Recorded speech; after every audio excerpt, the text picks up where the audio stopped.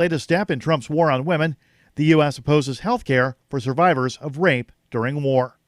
Others also took to Twitter to condemn the Trump administration's efforts.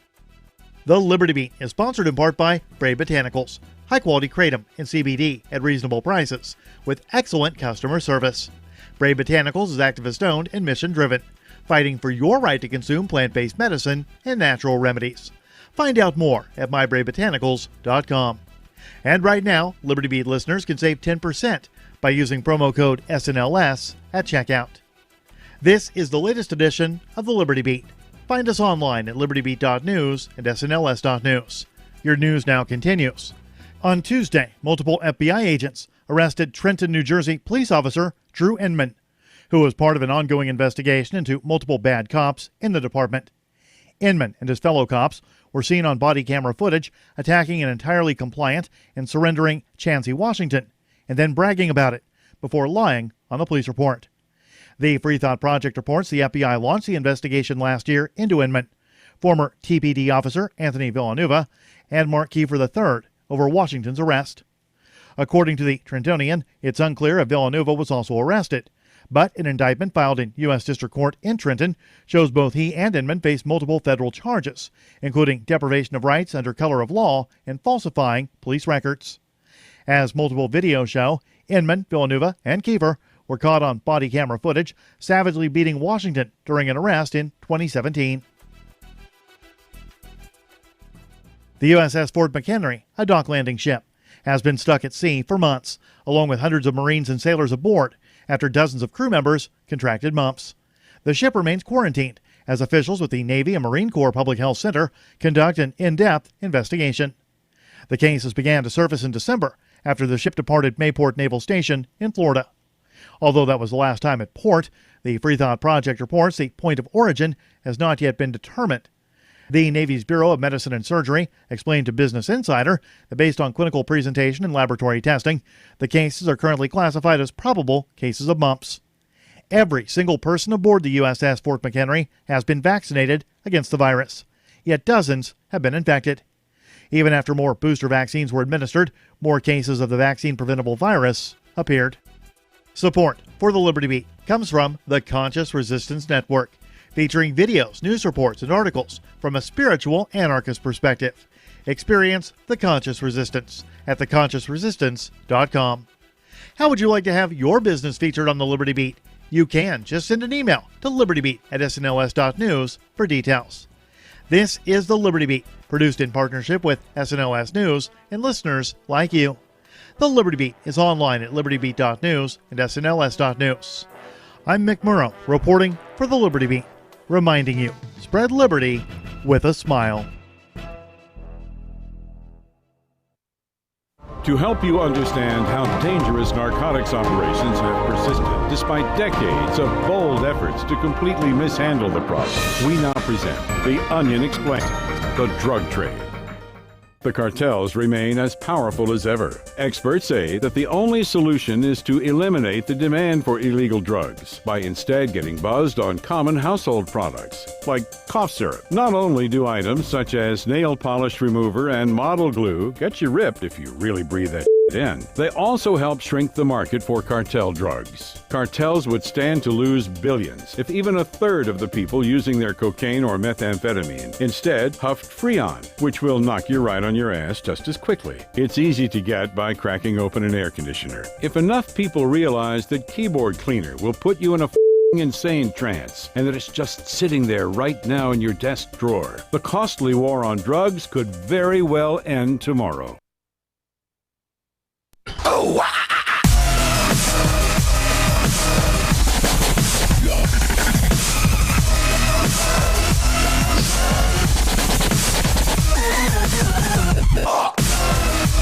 Welcome to the Call to Freedom here on LRN.FM. I'm your host, as always, Aria Uncensored of theanarchistshemale.com. Joined in the studio today by Michael Hampton from CryptoTip.org. I'm going to start adding as always to that. I meant to just then, but I ended up dragging out the by instead. So by me, yeah, you're always joined in the studio by Michael Hampton. Always good. So what I really want to do is carry on a conversation that we were having last night on Aria Uncensored, which I did not have the mental presence to actually dive into to the extent that it needed to be dived into, because I tend to drink during Aria Uncensored because I think it's more entertaining that way. Oh, yeah. But I lose the ability to have extensively deep philosophical conversations in so doing, right?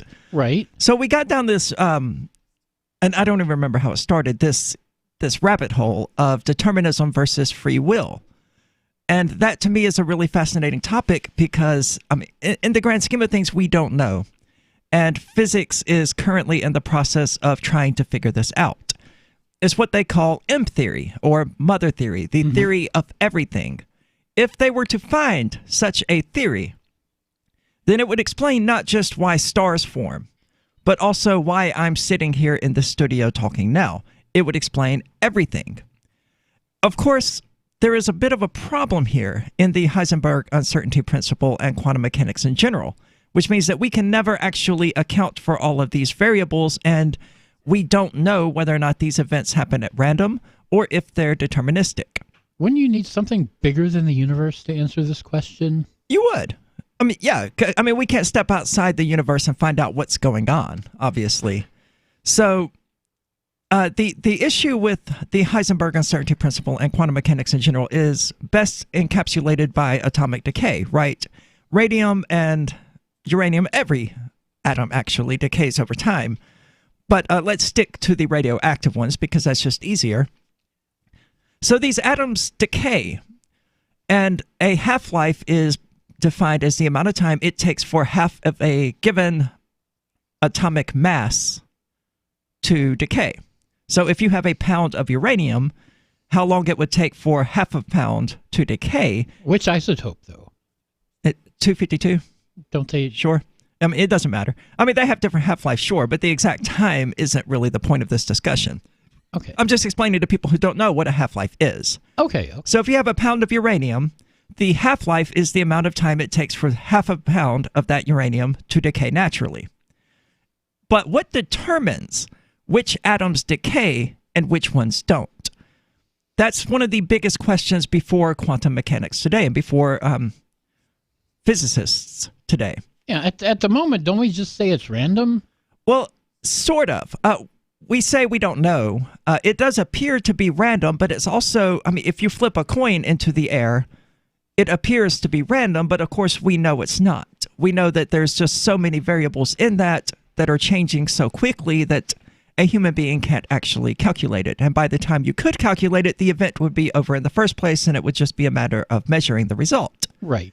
And that's sort of the issue with atomic decay, is that there's so many variables in it that we essentially go, okay, well, it's just random because we can't identify them. And the Heisenberg uncertainty principle tells us that we can never actually identify all of the variables because identifying some of them will change others. So there is room within that for free will to exist because it's always, according to Heisenberg, going to be a question mark. So that sort of determinism can never be demonstrated if it's actually there.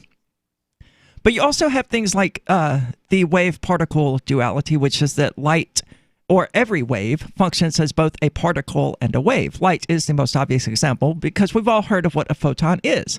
Yet we also think about light in terms of waves. We think about it not as a series of particles striking our eyes, but as waves. Mm-hmm. It's actually both. It's known in physics as the wave-particle duality. I've heard of this. And apparently you can run experiments, not you at home, but physicists can run experiments where they either test for the particle characteristics of light or the wave characteristics of light, but they are unable to experiment for both of those attributes at the same time because they're inherently contradictory. Yet, so it can be a particle or a wave, but not both at the same time.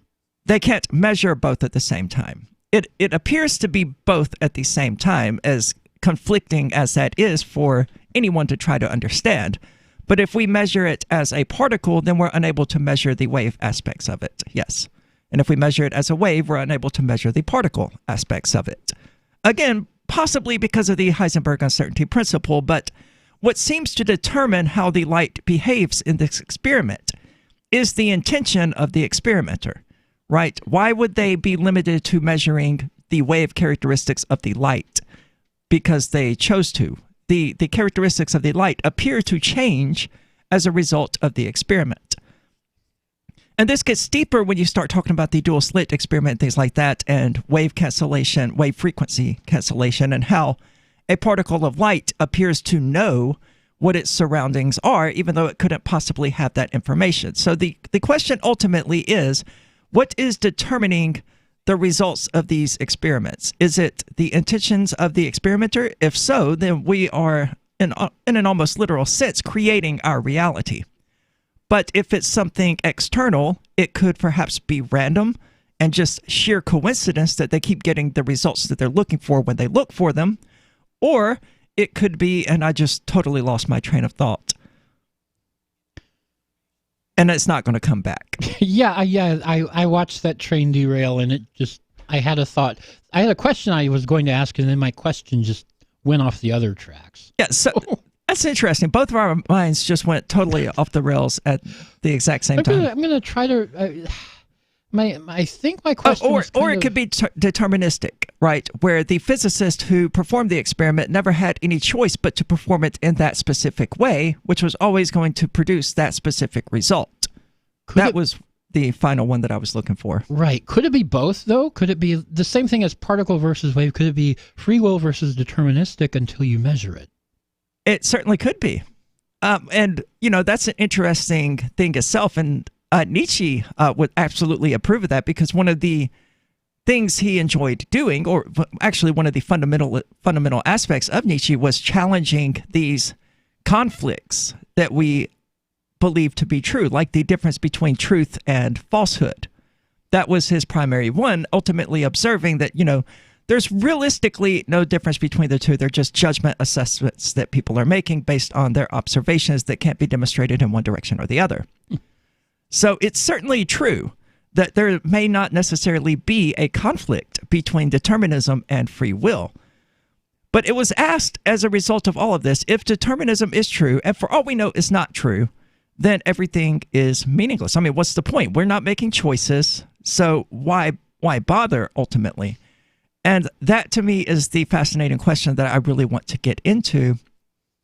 Well, if there's no meaning to anything, then why bother even sticking around? Well, there is no meaning to anything. And that's absolutely what I believe, is that it's all ultimately meaningless, but what matters is this moment here and my own happiness. It may not objectively matter, but that's where the conflict lies between something mattering objectively and something mattering subjectively. And that's why I hate these other people who characterize themselves as nihilists, because they go, nothing matters. It doesn't matter. Yeah, but you're missing the point here, that it doesn't matter, that nothing matters. That in itself is subsumed by the statement. It's irrelevant. So you pointing out that it doesn't matter is you assigning value to that statement, your subjective value to that statement. Nothing in nihilism says that things can't have subjective value. It's that whether or not they have objective value cannot be demonstrated, and that things don't appear to have objective value. So when you say it doesn't matter, you're placing some sort of value in whether or not something matters. It doesn't matter ultimately whether or not everything matters. Everything is going to die. The universe is going to end, and that's going to be the end all of it. Let's watch TV. Yeah, and it won't matter. It certainly won't matter 10 billion years from now whether I was happy or not, because none of the Earth won't even exist at that point. But it matters to me here, right now. And whether or not that is objectively important is irrelevant to my perspective of the world and my actions within the world. This is the Call to Freedom. We're going to dive a little bit deeper into this, so don't go anywhere, and then we're going to move on. So be patient. What do you shop for that you could otherwise buy at Amazon? Pretty much everything, right? Amazon has competitive pricing and they deliver, and that's a big plus. If you could plan ahead in your shopping, would you be interested in saving up to 33%? There's a catch. You have to do your shopping in Bitcoin. But imagine those savings. It's like a huge raise. All you have to do is go to saveitpurse.com. We've saved thousands, and you can too. Plan ahead and save. Saveitpurse.com. U.S. presidents often take credit for solving complex issues with many moving parts, whether they deserve that credit or not. But how much impact can a sitting president really have on the tides? We all know that presidents like to take credit for the undulations of the briny deep, when it suits them, that is, and we Americans are quick to blame whoever is in power for the multitudinous seas. During Eisenhower's administration in the 1950s, citizens took to the streets to protest his inability to harness the unruly waves, but Ike shifted blame for the tides that year onto a heron that had recently been born with a raven's head. But the truth is, when a president is in office, there's only so much he can do. Sure, the president can bring an amulet with the Eye of Horus to the top of the tallest peak, or spread lamb's blood on the base of an elm tree during a lunar eclipse. In reality, it's hard for anyone to know with true certainty how the tides will play out under any administration. For The Onion, I'm Eliza Hayes. This is the Onion News Network. LRN.FM is proud to announce our official listening apps for Android and iOS devices. Now you can easily tune into our streams anywhere, anytime on your smartphone or tablet. Just visit apps.lrn.fm or search for LRN.FM in the Android or Apple app stores. Please download, rate us 5 stars, then share the link on your social media and let your friends and family know how you're listening to LRN.FM. Download it now, free at apps.lrn.fm.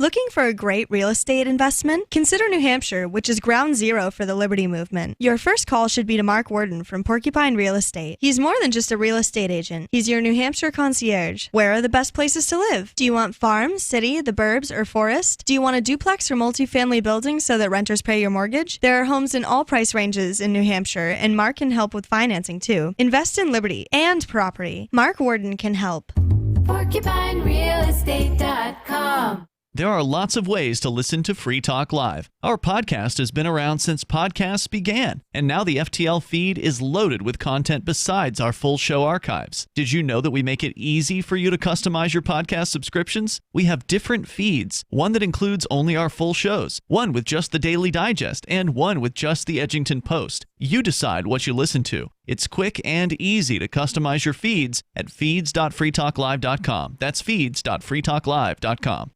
Would you like to hang out with Penn Jillette? He's keynoting Freedom Fest this year. I, for one, am thrilled. Freedom Fest is the largest liberty-oriented gathering in the world. They take a Big Tent approach with libertarians, conservatives, liberals, anarchists, and just open-minded people mingling together to hear real debates, share real solutions, and converse freely. This year's theme is the Wild West, a time of liberty and opportunity, or a time of anarchy and violence. Maybe both. Go to freedomfest.com/FTL and get your tickets now. freedomfest.com/FTL. Not convinced yet? Hey, I understand. It's a high-end event, even with coupon code FTLEB. Sure, you're likely to receive investment advice that'll make that sum seem paltry, but I have something special for you. Go to freedomfest.com/FTL and you'll get the 5 best speeches from last year for free. Call it a test drive. Do yourself a favor and go to freedomfest.com/FTL. freedomfest.com/FTL. Use coupon code FTLEB for a discount. What's up next? Visit the Liberty Radio Network program guide to find out at shows.lrn.fm. That's shows.lrn.fm.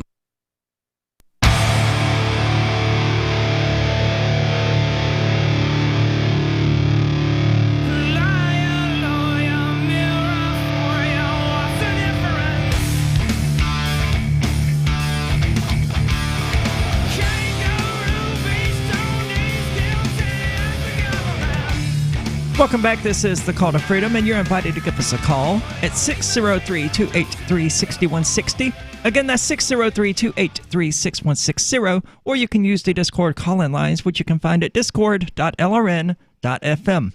And I'm going to go briefly here to a person who can more accurately, more succinctly, and more beautifully express my general outlook regarding life. There is a point. Is there a point to all this? Let's find a point. Is there a point to my act? I would say there is. I have to.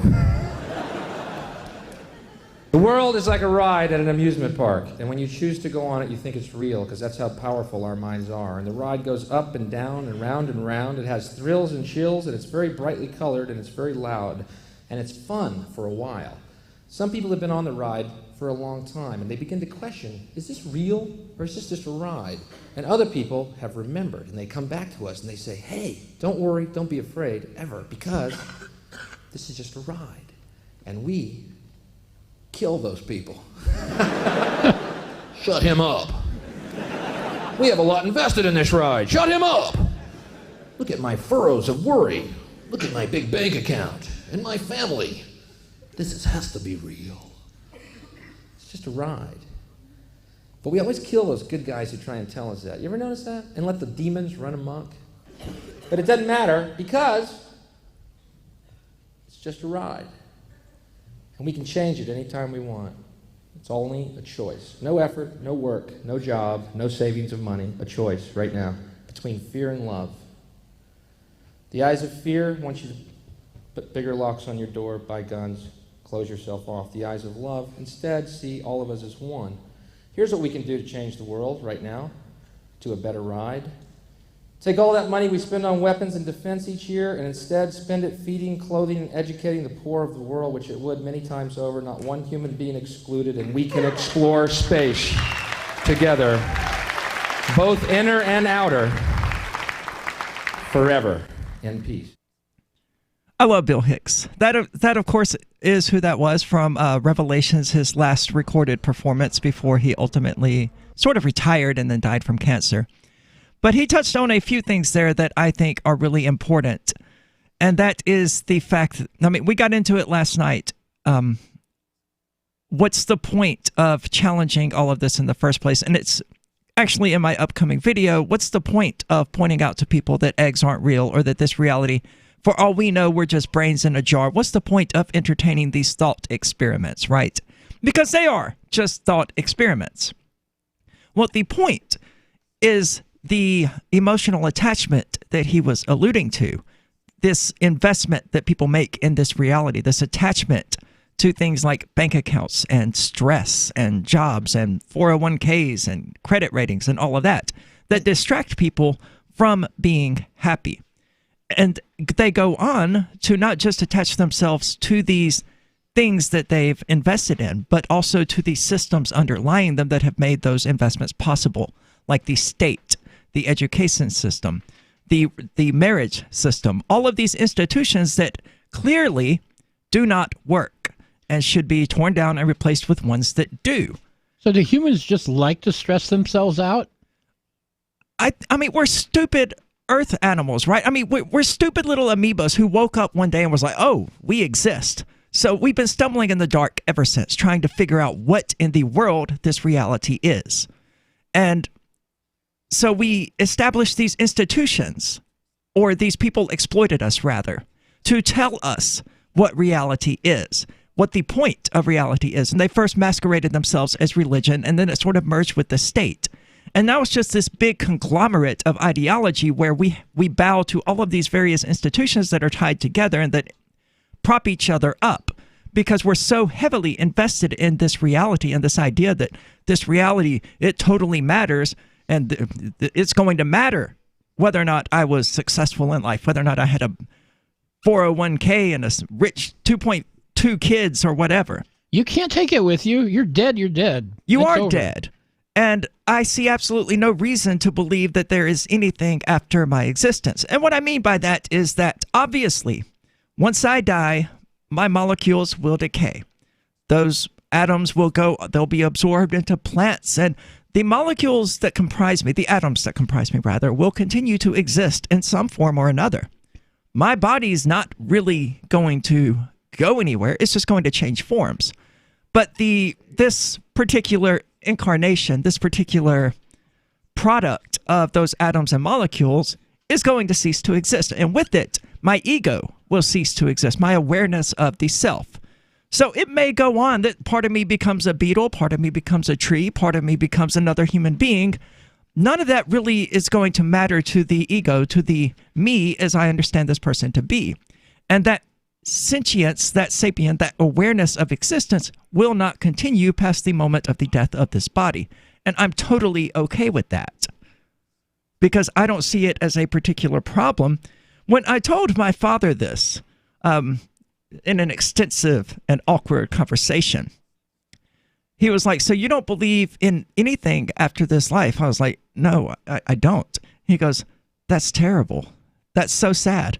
Why is that sad? Because you've invested your entire worldview into this idea that you're freaking immortal and you're going to live forever.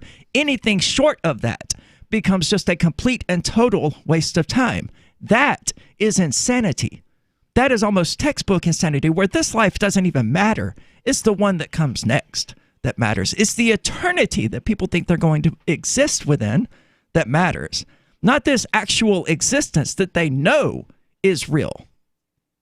The one next is the one that matters. That no one has any evidence of. Yeah, and that, by definition, they can't have evidence of, beyond the fact that, my atoms and things like that will continue to exist in one form or another, which doesn't benefit me and my consciousness and my personality in any way whatsoever. So it's ultimately irrelevant to me what happens after my death, because the me will no longer exist. So that's my general take on things. And the reason that I talk about this reality being an illusion ultimately caused by our senses. Because it's also scientifically true that we are all connected. We are all one. Bill Hicks is absolutely right on that, and that's scientifically proven. And you can study quantum mechanics and learn that whether or not we can perceive it with our eyes and sense of touch and things like that, we know for a fact that there's just this sort of energy constantly flowing. And I don't like using the word energy because of its spiritual connotations. I mean it in the scientific sense. There is just this energy that is flowing at all times throughout the universe. And it connects every single one of us, flowing freely into me, flowing freely into Michael, flowing freely into this desk, coalescing into me, coalescing into the desk. We're all connected, we're all one, and yet we lose sight of this because of our egos, because of our investment in ourselves, our existence, and our reality that causes us to become so attached to it that we have to believe ourselves to be immortal, and we fall in love with these institutions like the state that appear to protect our investments. That's why I think these things are worth challenging. And this is the Call to Freedom. We're going to move on, so don't go anywhere. This is a special alert for business owners, consultants, coaches, folks planning retirement, entrepreneurs, and anyone who is saving and investing to build a financial future. You are likely aware that financial privacy for most people has recently died a miserable death. And let's face it, without privacy, there really is no security, is there? Bankrupt governments and banks on the verge of collapse are perhaps the biggest threat to your financial future today. The Lighthouse Law Club recognizes this and has been working diligently to provide safe, secure, and productive tools to ensure your privacy, your financial security, and your future financial well-being, despite the catastrophes which many people fear are looming ahead of us. Find out more with a variety of free videos on the YouTube channel for Lighthouse Law Club. Just search YouTube for Lighthouse Law Club and secure your future today. Are you tired of governments murdering people around the world? Stop using their money. There is an alternative. Bitcoin is a stateless, free market, non-political currency. Bitcoin cannot be inflated or controlled by any government. By using their money, you are helping the state. Stop doing it. You have an incredible alternative available now. Learn it, use it, spread it. Get started with Bitcoin at bitcoin.com. That's bitcoin.com. Since time began, tyrants have taken aim at personal liberties. Now there's a movie that aims back. The government has no more right to tell us what to put in our bodies than they have to take our guns or tell us what books we can read. 6 drug police were eaten by bears while raiding a marijuana farm. On your knees, you dirty hippies! Jesus. On your knees! What's the problem, officer? Today, many cops who enforce pot laws do so only because it provides them with cushy jobs, good benefits, and a chance to push people around. I was an undercover narcotics officer. The drug war is nothing but a farce. The Second Amendment says you gotta keep you and your gat intact.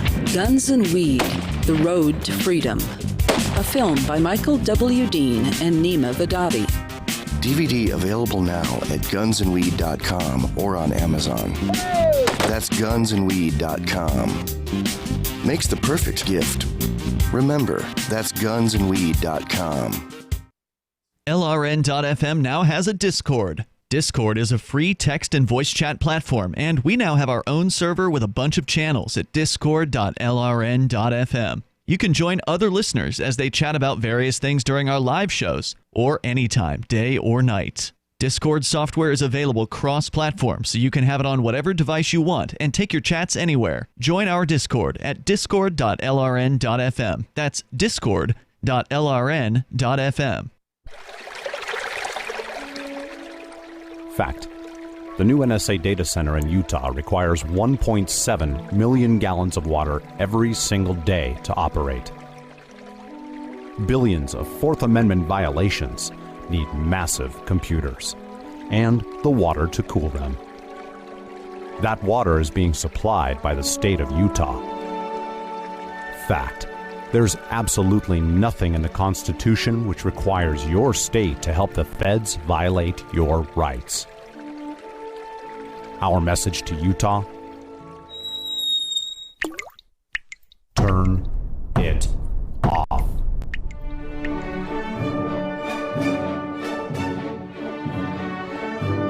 No water equals no NSA data center. Visit offnow.org.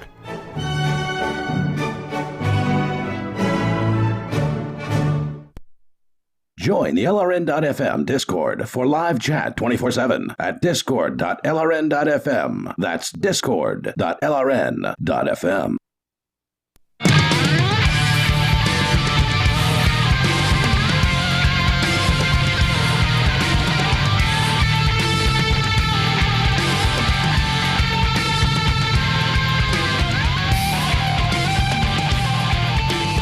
Welcome back. This is the Call to Freedom and the Rational Review News Digest, located at rationalreview.com. It's the Freedom Movement's daily news digest, aggregating stories from all over the internet that are of interest to libertarians and to liberty-minded people. They include podcasts, videos, and news articles, and are now a source for people to receive the Call to Freedom's podcasts. So be sure to check them out. Again, that's rationalreview.com to stay up to date on all the happenings in the wider world. And that's actually where I pull most of my news stories from. But again, I mean, it's just an aggregator, so it's not like I'm stealing their content or anything like that. But they do have really awesome editor's notes, and they edit headlines to be more appropriate. like really? Like, yeah. How do they do that? Like an ABC headline may say something like border control arrests armed militias at the border.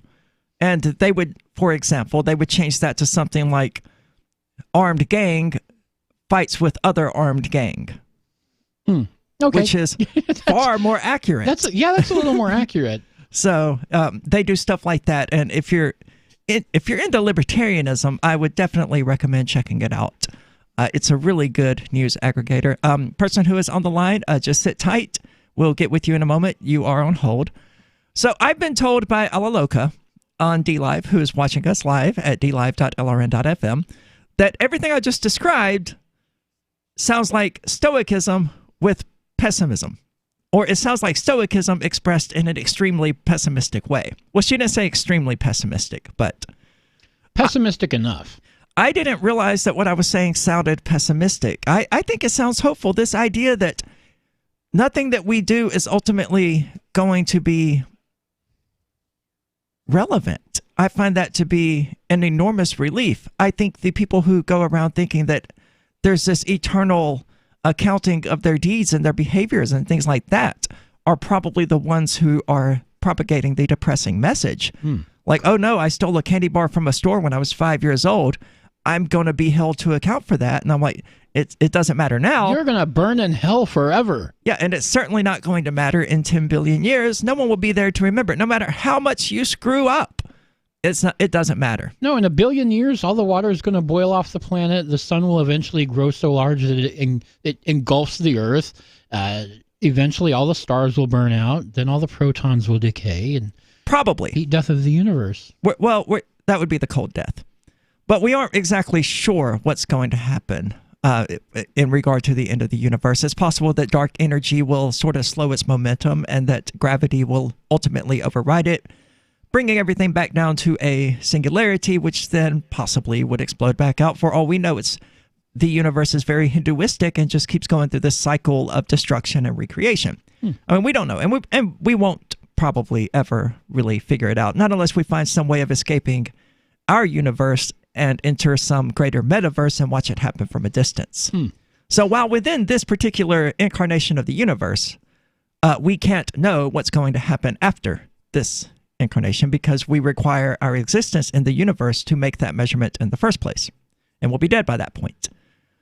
But by the same token, your happiness ultimately doesn't matter. And I think that's probably the thing I was focusing on that people found depressing. But that's because I am of the opinion that at the end of the day, all I really have is my happiness, my own well-being, my own perspective on life, I suppose, and my own general demeanor. Can we clarify that a bit and say that your happiness doesn't matter to the universe? The universe doesn't care about you one way or the other. Well, I mean, and that's true, but I don't want to prescribe any sort of consciousness or awareness to the universe. Well, some people do. Yeah, and but I think it's important to. The universe isn't capable of caring. Let's put it that way. Yeah, and even the people who do care, and I'm not saying your happiness doesn't matter to other people.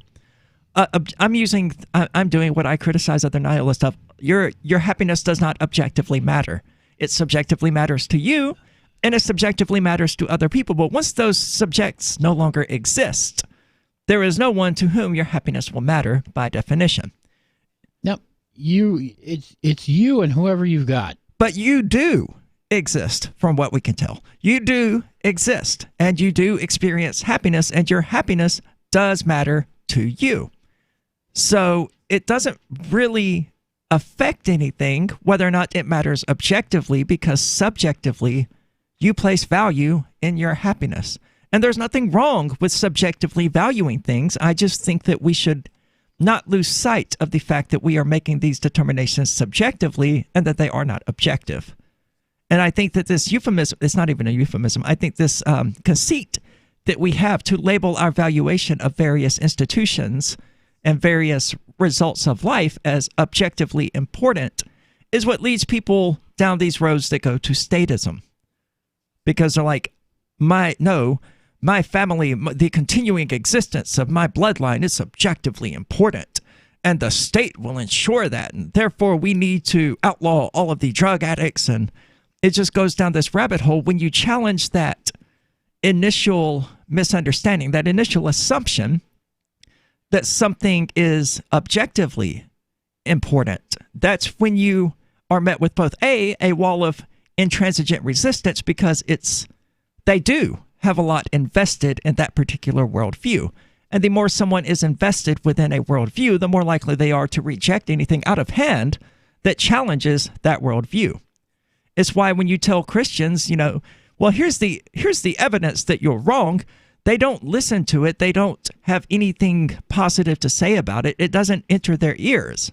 They just discard it while you're actually saying it, because they're so invested in their worldview that they sort of have to. Everything else becomes dependent upon that fundamental pillar that there is a God who prescribes objective meaning to things.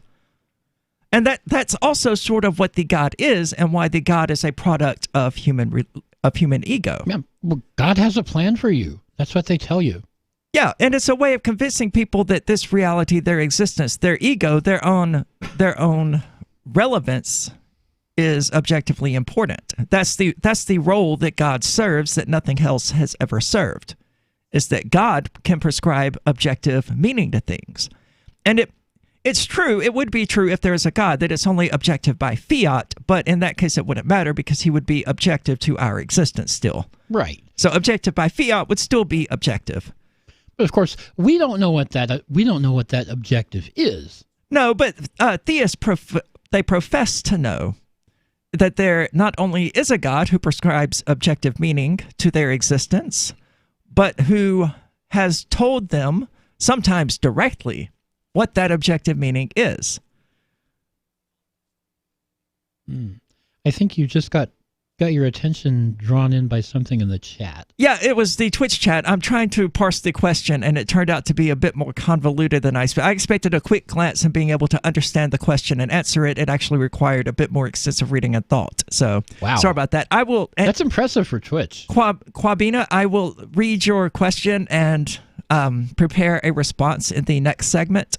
I actually didn't intend to continue carrying on this conversation, but I mean, why not? It used to be a philosophical and religious show. Actually, it used to be a religious show, but now it's more of a, I don't know what it is now. It's still philosophical because you can't stop talking about it. That's true. Well, I love philosophy. I'm writing a book on philosophy and existential nihilism, and this exact subject of people valuing things and building these false constructs of reality, these false understandings of reality that they then invest so much in that they refuse to see what reality actually is. Like all of this all of that we've been talking about, right? That is the reason that people cannot see that the police are armed gangs. They're armed gang members who commit violence against people. They commit aggression, murder, rape, and theft. They can't see that because they're so emotionally invested in this reality and the state that they believe to be upholding this reality, that its enforcers take on this false pretense of protecting their worldview, their lifestyle. So they can't even see what the police actually are because they become blinded by their own emotional values. And that's why I think it's important to challenge these things, as ridiculous as it may be to people who just resist it out of hand. This is the call to freedom. So you've signed the Shire Society Declaration and are planning your move to New Hampshire to be around more liberty-oriented people. Next, sign up for the Shire Society Forum at forum.shiresociety.com. There are a bunch of people there who are already in the Shire, and they want to meet you. If you're already in the Shire physically, you should also come by the forums. Remember, not everyone uses Facebook. New people are signing up for the Shire Society Forum every month, so drop in and say hello at forum.shiresociety.com. Why did you move to the Shire? I moved here to the Shire because there's other people around who take liberty just as seriously as I do. I moved to the Shire because I saw videos of people challenging authority and thought that I could get support myself. It called to me, like, do this, right now. I wanted to be around people like me who got it, and once I got here, I knew there was nowhere else that I wanted to be. I've always wanted to change the world, so I moved to the Shire to join people who were actually working towards doing the same thing. The people here are awesome, loving, and positive. It was for the adventure and for the feeling of something important is happening here, and I just wanted to come to sort of be part of that. Visit shiresociety.com to read and sign the Shire Society Declaration and learn the reasons why, if you love liberty, you should immigrate to the Shire. Plus, connect with others via the forum at shiresociety.com. That's shiresociety.com. The LRN.FM social media channels have been revamped. We've eliminated Facebook and focused on other platforms like Twitter and Mastodon, the decentralized alternative to Twitter. On our accounts, you'll find posts from multiple LRN.FM show hosts together in one place. Follow us on Twitter at twitter.lrn.fm, or better yet, move to the decentralized Mastodon social media platform at toot.lrn.fm, toot.lrn.fm. I think you'll like it. The new 4th edition of Healing Our World, The Compassion of Libertarianism, will take your understanding of liberty to a deeper level and has over 1,300 updated references, new cartoons, and a foreword by Dr. Ron Paul. With discounts for multiple book purchases, the 4th edition of Healing Our World is a great gift for the liberals, pragmatists, environmentalists, and Christians in your life who think libertarianism is cold-hearted. Get yours today at healing.freetalklive.com and use promo code FTL for a $5 discount. Imagine someone in your community getting in their car, turning on the radio, and hearing the Liberty Radio Network. You can make that vision a reality with your own micro radio station. Visit broadcast.lrn.fm to learn how you can put our programs on the air in your area. You can have LRN.FM running around the clock, and you can even add in your own local shows. Building a radio station is simple, but programming isn't. That's where LRN.FM comes in. Learn more at broadcast.lrn.fm. That's broadcast.lrn.fm. Hey, I'm LRN.FM Program Director Ian Freeman. If you're listening to our free-to-air satellite feed in North or Central America, heads up.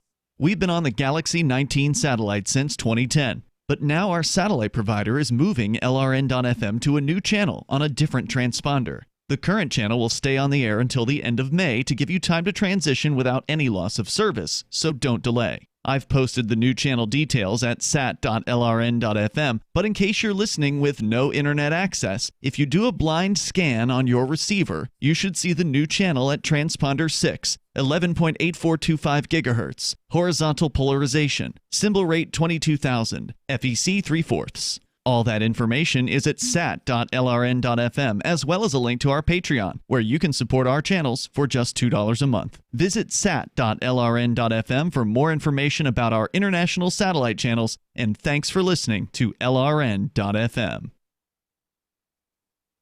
You're listening to the best liberty-oriented audio streamed around the clock, on the air and online. This is the Liberty Radio Network at LRN.fm.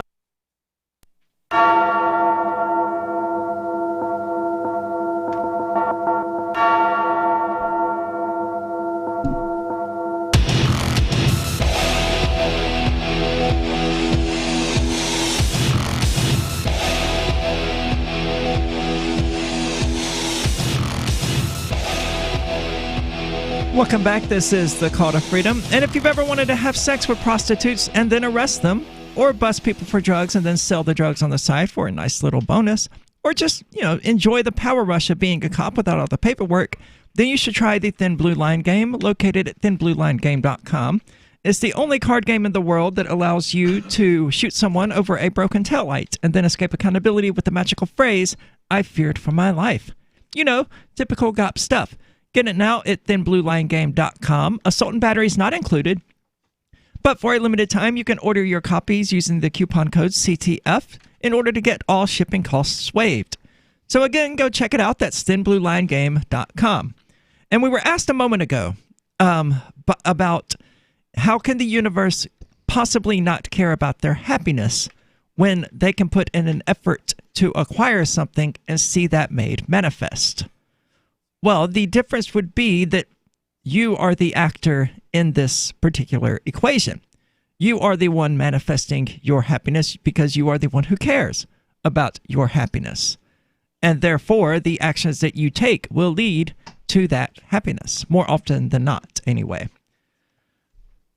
So the universe is just there. Yeah, the universe is just the background in which you act, I suppose, is how I would phrase it for that particular discussion. So anyway, that's enough of the philosophical talk, unless somebody else wants to call in with a question at 603-283-6160, or use the Discord call lines at discord.lrn.fm. So a teenager has sued Apple, or is suing Apple, for $1 billion, claiming that facial recognition software led to his false arrest. Oh, good luck. Yeah, coming to us from Engadget. Canadian Frost has said the universe is infinite and completely comprised of energy beyond the power of mankind. We don't actually know whether the universe is finite or infinite. It could be either, and it could be both, really. We don't know. Yeah, and we can't even observe the entire universe. No, and we will never be able to. And eventually there will come a time where even other solar systems are so far apart from us that we can't even observe them. I forget the name of it, but the parts of the universe are so far away now that the light just never gets here. I don't know if there's a term for it or not. It's dark energy that causes that, the expansion of space. Well, what appears to be the expansion of space, but what could equally be the compression of matter. We don't actually know. It could be either, right? Right. As you're moving away from something, are you moving further away from it, or is it moving further away from you? So dark energy appears to exist because space breeds with itself. That's the best way I would be able to put it.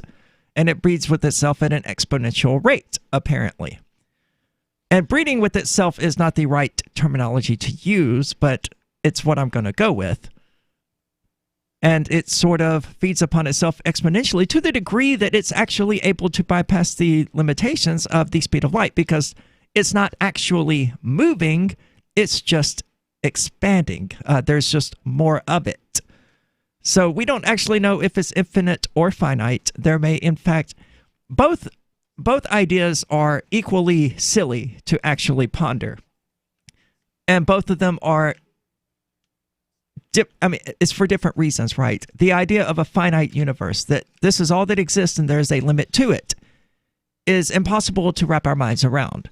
Just as it is the idea that it's infinite and it goes on forever. Both of those are just totally ridiculous.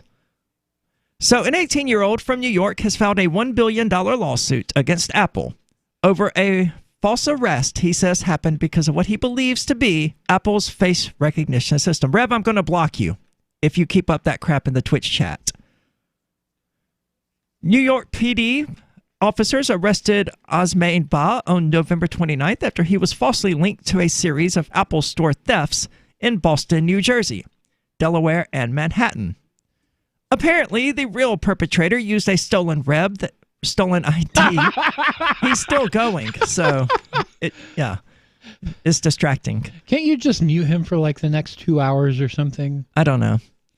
However, apparently the real perpetrator used a stolen ID that had his name, address, and other personal information. However, since the ID didn't have a photo, the lawsuit claims Apple programmed its store's face recognition system to associate the real thief's face with Ba's details. However, an Apple spokesperson told Engadget that the company does not use facial recognition in its stores.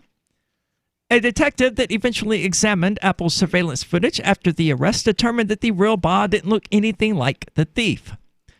Further, Ba was attending his senior prom in Manhattan when the Boston theft took place. It's an odd case, and it's not entirely clear if it will hold up in court. But as the New York Post notes, the lawsuit argues that Apple's use of facial recognition software in its stores to track individuals suspected of theft is the type of Orwellian surveillance that consumers fear, particularly as it can be assumed that the majority of consumers are not aware that their faces are secretly being analyzed. Now, we've talked about this in the past, of the future in which stores use facial recognition software to identify thieves. Individuals. Yeah. People who have robbed from one store end up getting banned from a bunch of stores because of facial recognition software. Mm-hmm. What he's alleging is that Apple already has this in place. And they might. I don't know whether or not they do. Yeah, they might. They say they don't. That might be true. That might be false. Yeah, and I don't know if you're going to be able to determine whether or not it is true. I'm not exactly clear on what happened in this particular case. You know, the thing about this is his ID got stolen, so some thief had all his personal information and used that, I guess, when he went into an Apple store, and they wouldn't need his face. They would just have his name and address. They'd say, okay, here's the name and address this guy gave us, and the cops would just go to that name and address, and it turns out to be the other guy. They wouldn't need facial recognition for this. It's a mistaken identity because somebody stole his ID, but there's no face involved. There didn't even need to be a face involved for him to get arrested. Yeah, that's certainly true. And the ID didn't even have a photo. Right. So, I mean, he just sort of went in there and showed them a photoless ID and pretended to be Ba. Or why would he have showed them an ID before robbing them? That to me is really weird. Yeah, I'm not sure. Maybe he was trying to like get a service or use a credit card or something. I don't know.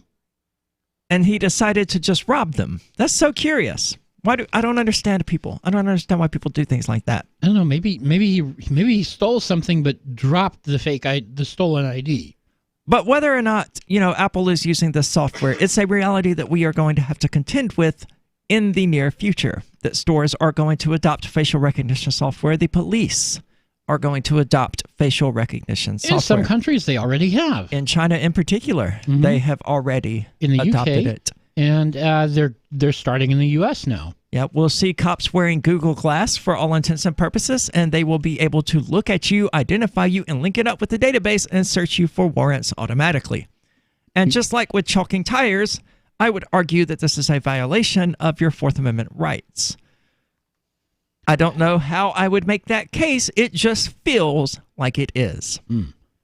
So I'm not a lawyer, and I wouldn't attempt to go up to the Supreme Court and say it feels like this is a violation. Yeah, I'm not a lawyer either, and I don't really care what the law says. I just don't like this. It's wrong, and that's where I'm at.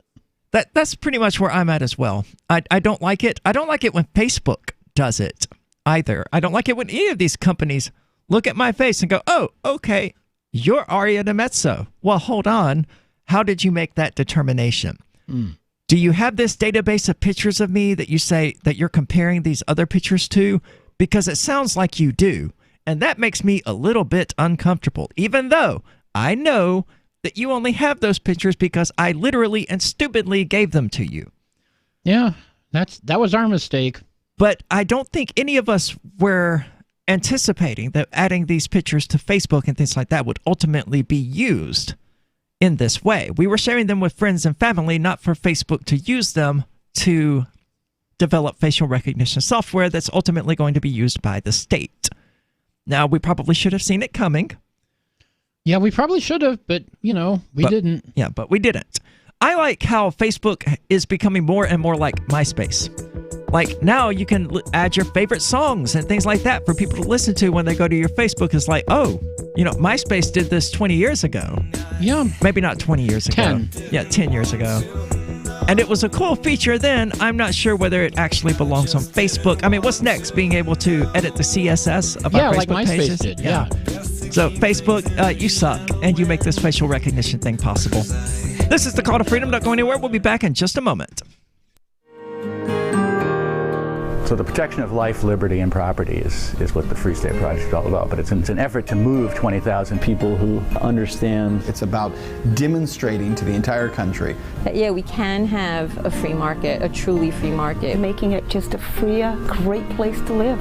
It's the world's largest voluntarist libertarian community, and it's only getting bigger. That's amazing, to be able to move to a place where other people passionately believe in being free and independent. What the Free State Project is managing to do, though, is to put their money where their mouth is. Physically getting up across the country and saying, let's go someplace and let's demonstrate the power of these ideas. There's a lot of kind of philosophy that surrounds liberty. There's a lot of thinking about it and talking about it. But here in New Hampshire, people are doing it. 101 Reasons Liberty Lives in New Hampshire, a documentary by Free State Project Early Movers. Watch it free at 101reasonsfilm.com. 101reasonsfilm.com.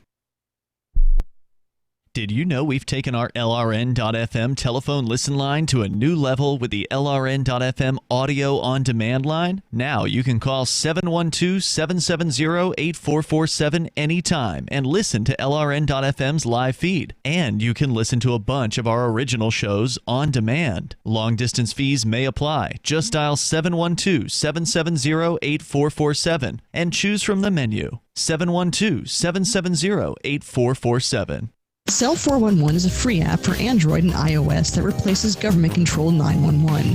Cell 411 allows you to preset a group of friends or private organizations to show up at any emergency. Cell 411 is a nightmare for the state because it proves their so-called services aren't needed. Cell 411 has had thousands of installs, and of course it's covered by the BIPCOT no government license. Cell 411 because your friends won't shoot you when you're in trouble. Without the government, who would build the emergency services? You and Cell 411. Get it today at getcell411.com. More of the Call to Freedom is coming up next, live after the news on the Liberty Radio Network. This is the Liberty Beat, your daily source for liberty news and activist updates. Produced in partnership with SNLS News and listeners like you. Online at libertybeat.news and snls.news. I'm Mick Murrow with your latest edition of the Liberty Beat. Gold is trading at $1,273, silver at $14.90, and Bitcoin is trading around $5,605. Today's prices are brought to you by InnoScale. Take off with Managed Cloud. Looking for a safe, secure way to store your important files online? Let InnoScale handle it for you. Their high availability cloud servers are the perfect solution for clients needing one or more secure, scalable servers with built-in hardware failover protection. For details, see them online at innoscale.net. In the news, in what critics denounce as the Trump administration's latest attack on women's rights across the globe, U.S. officials are reportedly threatening to veto a United Nations Security Council resolution seeking to end the use of rape as a weapon of war over its language on reproductive health. The Mind Unleashed, citing The Guardian, said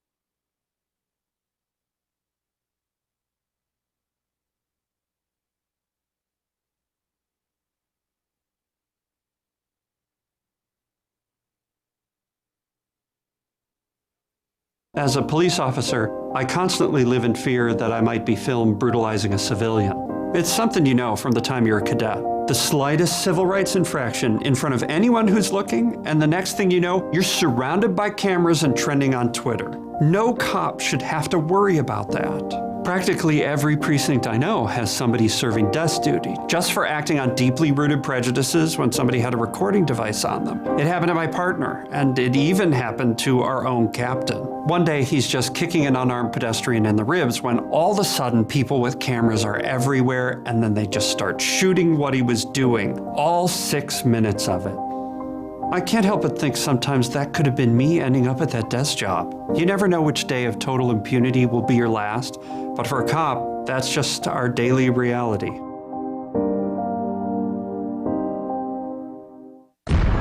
This is the Onion News Network.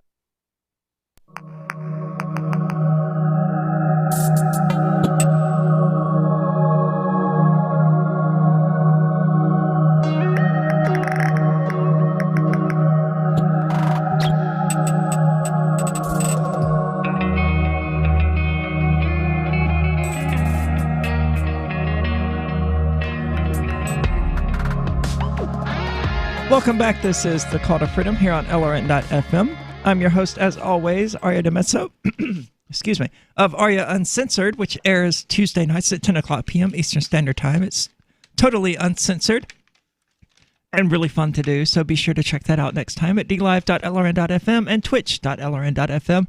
And as always, I'm joined in the studio today by Michael Hampton from BitcoinHistory.com. Yeah, and of course, Rev is now upset because I told him that I was going to block him if he continued on. What do you expect? You're in there going, autism, autism, autism, Asperger's. I mean, come on. What do you expect me to do? I'm going to ban you if you keep that sort of thing up.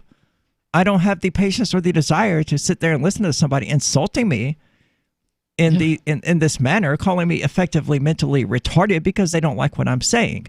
Maybe you should grow up, and learn how to handle people disagreeing with you like an adult.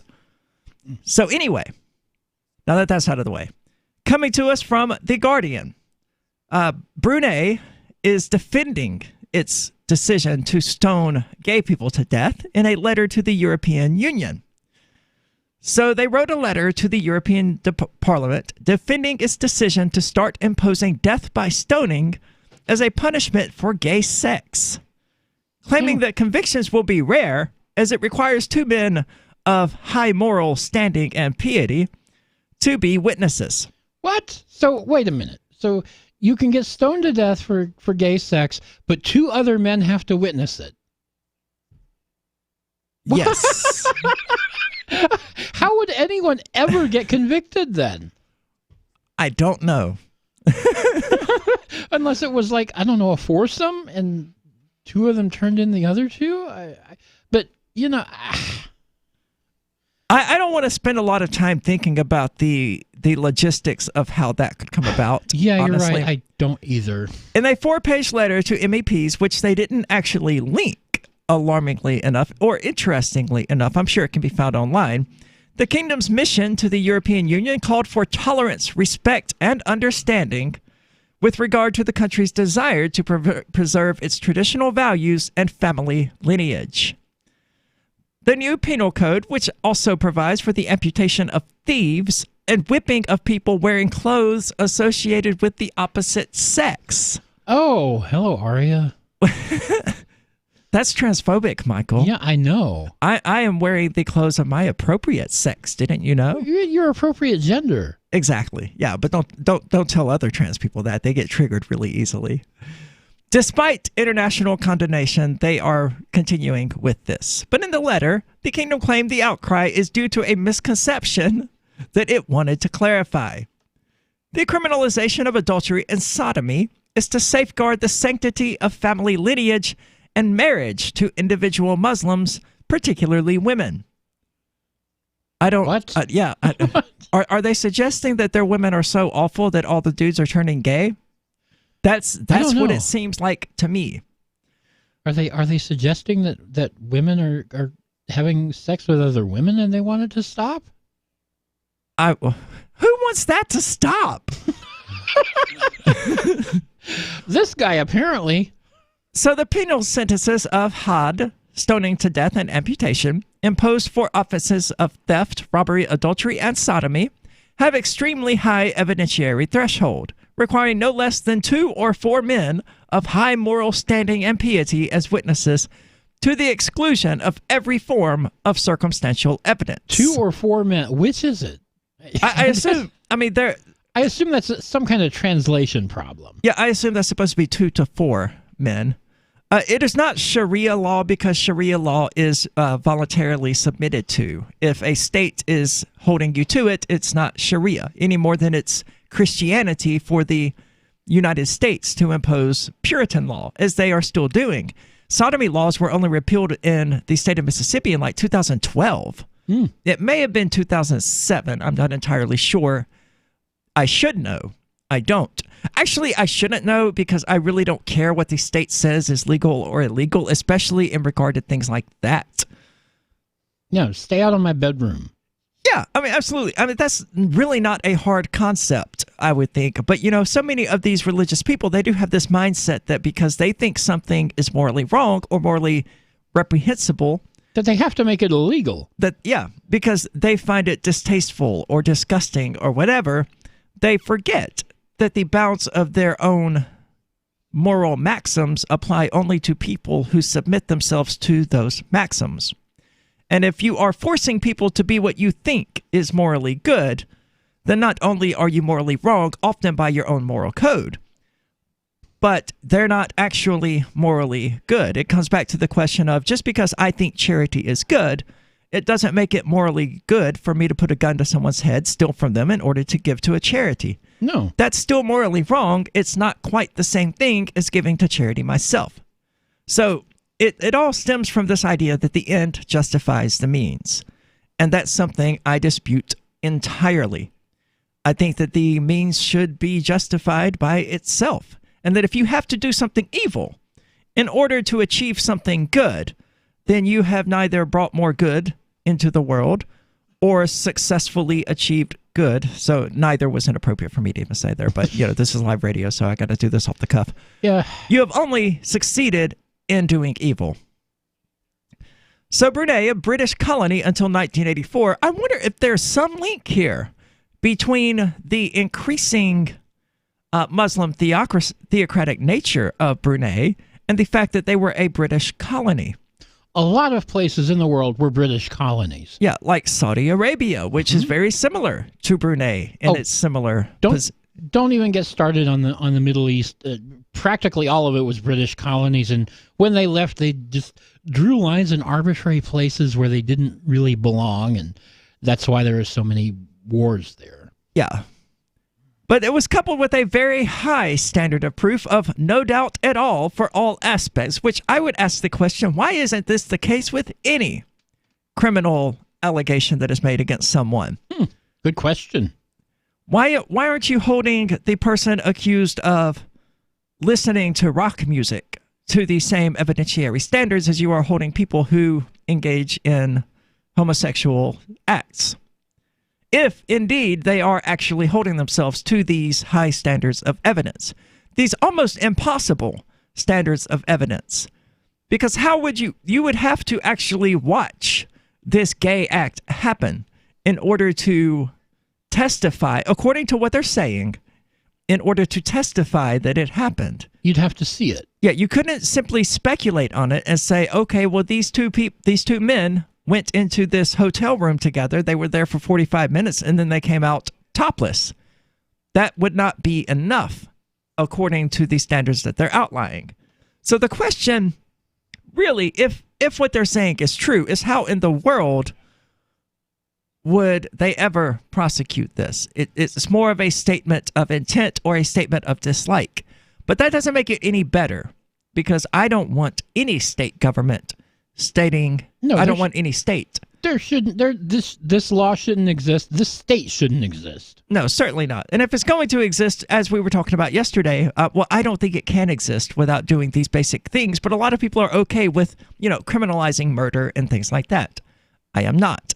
I still think that's one person using the state to force their morality onto someone else. As we were talking about earlier, I believe that murder is subjectively wrong, but I don't believe it to be objectively wrong. I do believe that murder is wrong, but I believe that subjectively. Right. There is no objective reason to believe that. The universe doesn't care about murder. No, it doesn't. But, I mean, it's not just the universe not caring about it. The laws of physics.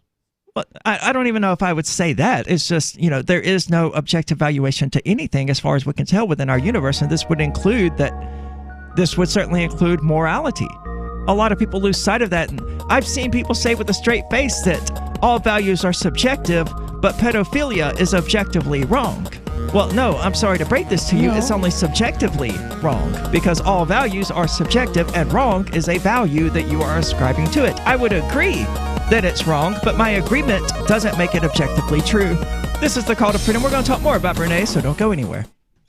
Are you a cryptocurrency advocate? The Crypto Tip is the ideal outreach tool to help new people discover cryptocurrency. It's a printable business card-sized tip that you can give to service providers, preferably in addition to a good cash tip. When the server scans the QR code, it'll bring up an explanation of cryptocurrency, how to install a wallet, and allow them to claim the tip. If they don't claim the crypto, you get your tip refunded to you after a time period you specify. Plus, if they do claim the tip, you get an email alert. Create as many tips as you want at cryptotip.org. That's cryptotip.org. Are you making sense to the boomer mindset? I'm Holland Cook from survivalspeech.com. 80 million baby boomers comprise 25% of the population and control most of the USA's wealth. As aging parents pass on, they'll control more. Boomers are 46 to 65 years old and regard themselves as midlife. They identify as neither young nor old. They're post-minivan and pre-retirement, and they don't like being called boomers. They think me. Many of the purchases boomer couples make are individual purposes. They've been experimenters all their lives. If you want their attention, tell stories and keep it simple. If something seems complicated, boomers can dismiss it as, I don't need this. And if you're looking for work, you may be applying to a boomer, so relate accordingly. From survivalspeech.com, I'm Holland Cook. Some of you asked, and now we've delivered. LRN.FM's live Keene, New Hampshire studio shows are now streamed in HD on Twitch. Visit our channel at twitch.lrn.fm and give it a follow. If you have Amazon Prime, you get one free subscription on Twitch. If you use it on our channel, Twitch will give LRN.FM a monthly piece of your Prime subscription cost. So please watch, follow, share, and subscribe to twitch.lrn.fm. That's twitch.lrn.fm. Did you know you can legally exit the U.S. federal income tax system? Well, it's true, and thousands of American nationals are doing it. The 16th Amendment and the Internal Revenue Code are legal, but only in a limited jurisdiction. This is the basis behind the voluntary nature of the income tax. Learn the exit strategy provided by Congress. Find out more by visiting weissparis.com and watch our numerous videos. That's WEISSparis.com. Did you know you can listen to LRN.FM via our free-to-air satellite channels? We have channels over nearly all of North America and much of Africa. All you need is an affordable receiver and a dish as small as 30 inches. There are no monthly fees. Learn more at sat.lrn.fm. Plus, if you are a broadcaster or want to be one, this is a good delivery method for our content. See our coverage maps and get details at sat.lrn.fm. That's sat.lrn.fm. sat.lrn.fm. Would you like to hang out with Penn Jillette? He's keynoting Freedom Fest this year. I, for one, am thrilled. Freedom Fest is the largest liberty-oriented gathering in the world. They take a Big Ten approach with libertarians, conservatives, liberals, anarchists, and just open-minded people mingling together to hear real debates, share real solutions, and converse freely. This year's theme is the Wild West, a time of liberty and opportunity, or a time of anarchy and violence. Maybe both. Go to freedomfest.com/FTL and get your tickets now. freedomfest.com/FTL. Not convinced yet? Hey, I understand. It's a high-end event, even with coupon code FTLEB. Sure, you're likely to receive investment advice that'll make that sum seem paltry, but I have something special for you. Go to freedomfest.com/FTL and you'll get the 5 best speeches from last year for free. Call it a test drive. Do yourself a favor and go to freedomfest.com/FTL. freedomfest.com/FTL. Use coupon code FTLEB for a discount. Do you love Twitter? Make sure you favorite the LRN.FM Twitter account so you can receive our tweets at twitter.lrn.fm. That's twitter.lrn.fm.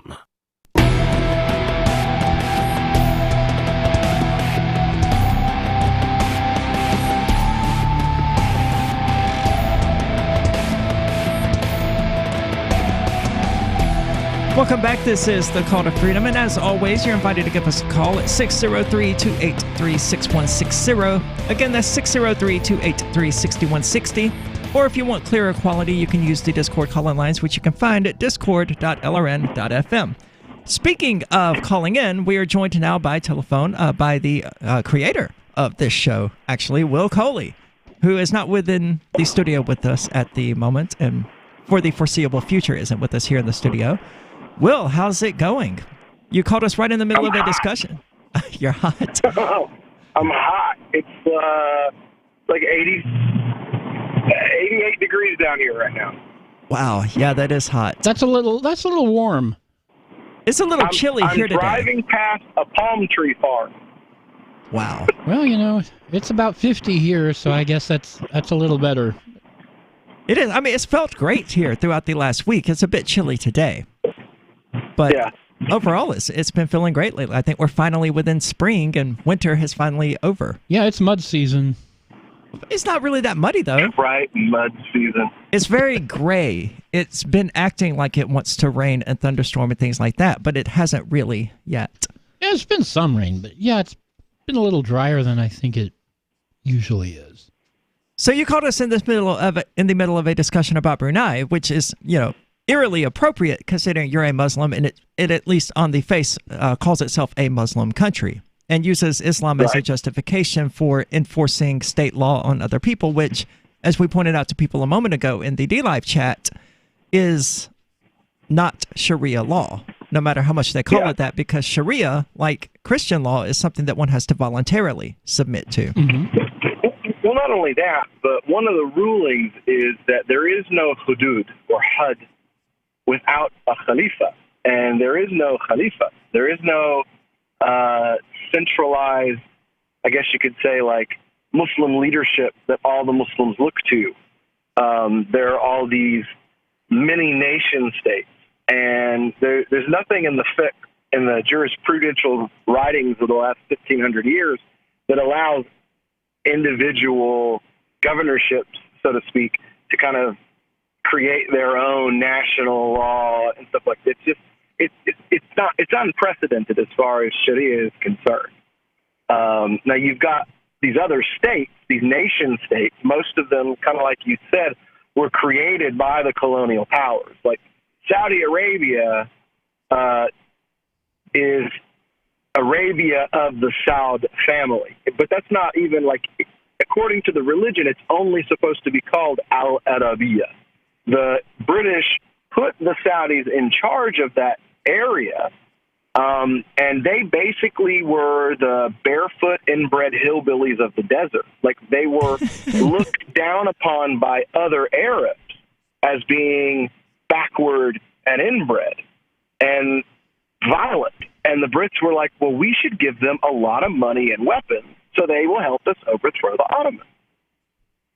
And that's how the Saudis got into power to start with.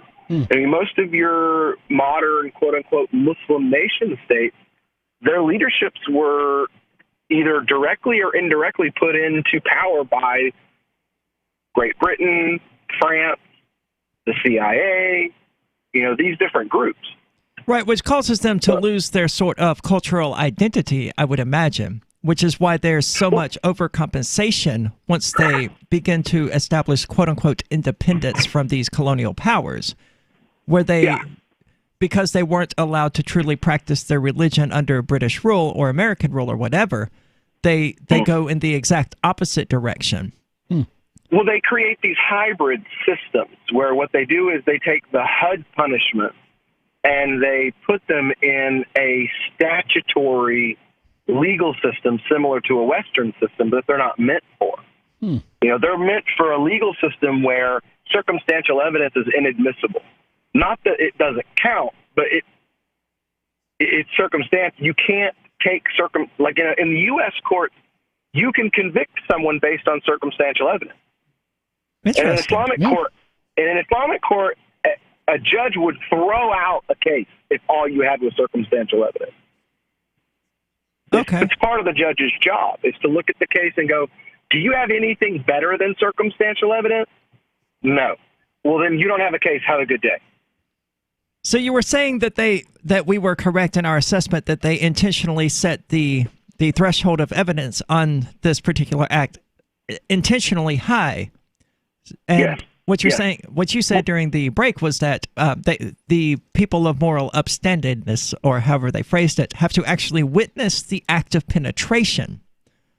Yeah. So, like, if I say there were two guys in a hotel and they were under a blanket naked, and I walked in, I opened the door, and I saw them under the blanket and I saw them naked, well, then you can't accuse them of anything. You can't accuse them of immorality. You can't accuse them of anything because you didn't physically see a thing. You saw two men under a blanket. You can accuse them of being two men under a blanket, but that's not a criminal act. You can't accuse them of adultery. You can't accuse them of homosexuality because you didn't physically see the act of penetration itself. You have to see the male part go in the hole. Right. And if you don't physically see that part and you go and you say, I saw such and such, and you don't have three other people that saw it with you, you have committed a criminal act because you tried to bring charges against someone without enough evidence. Now, in some courts, you could actually be punished for bringing that case because you have now cast doubt on that other person's honor or on their name. Is that the way it is in Brunei? Like, if a person were to make this accusation against someone attempting to convict them from homosexuality and they ultimately only had themselves as the witness, in Brunei, would they actually be held accountable? I have not read their ruling word for word. If they're claiming to follow the Sharia ruling on that, then they would have to. They would have to criminalize false accusation as well. Okay. Well, hopefully they do. If they didn't criminalize false accusations, then it's kind of pointless. You know, then you just have people accusing people willy-nilly. And you literally, like, if it's just you, like if I see the act of physical penetration, I would have to go find three other people that I know are morally upright according to the community, and then bring them back so that they can physically witness the penetration. And any morally upright person is not going to want to go and watch that. Is the way that my teacher explained it to me, was you're a morally upright person. A man comes to you and says, hey, there's two guys having butt sex in this room. You need to come look. And a morally upright person is going to be like, I'm really not interested in seeing that. I don't want to see that. No. You know, like, it's, the threshold of evidence is set so ridiculously high, purposefully. It's meant to be that high. So that, because what you're supposed to do is if you see somebody do something wrong, you're supposed to veil them. Interesting. Not expose them.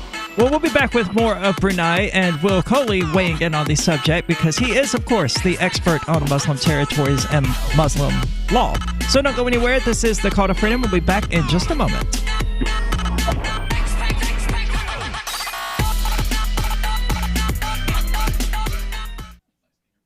Don't you hate that feeling in the pit of your stomach when the police pull you over? Most people have no idea how to handle it properly, and they promptly get fed into the municipal fee-generating meat grinder.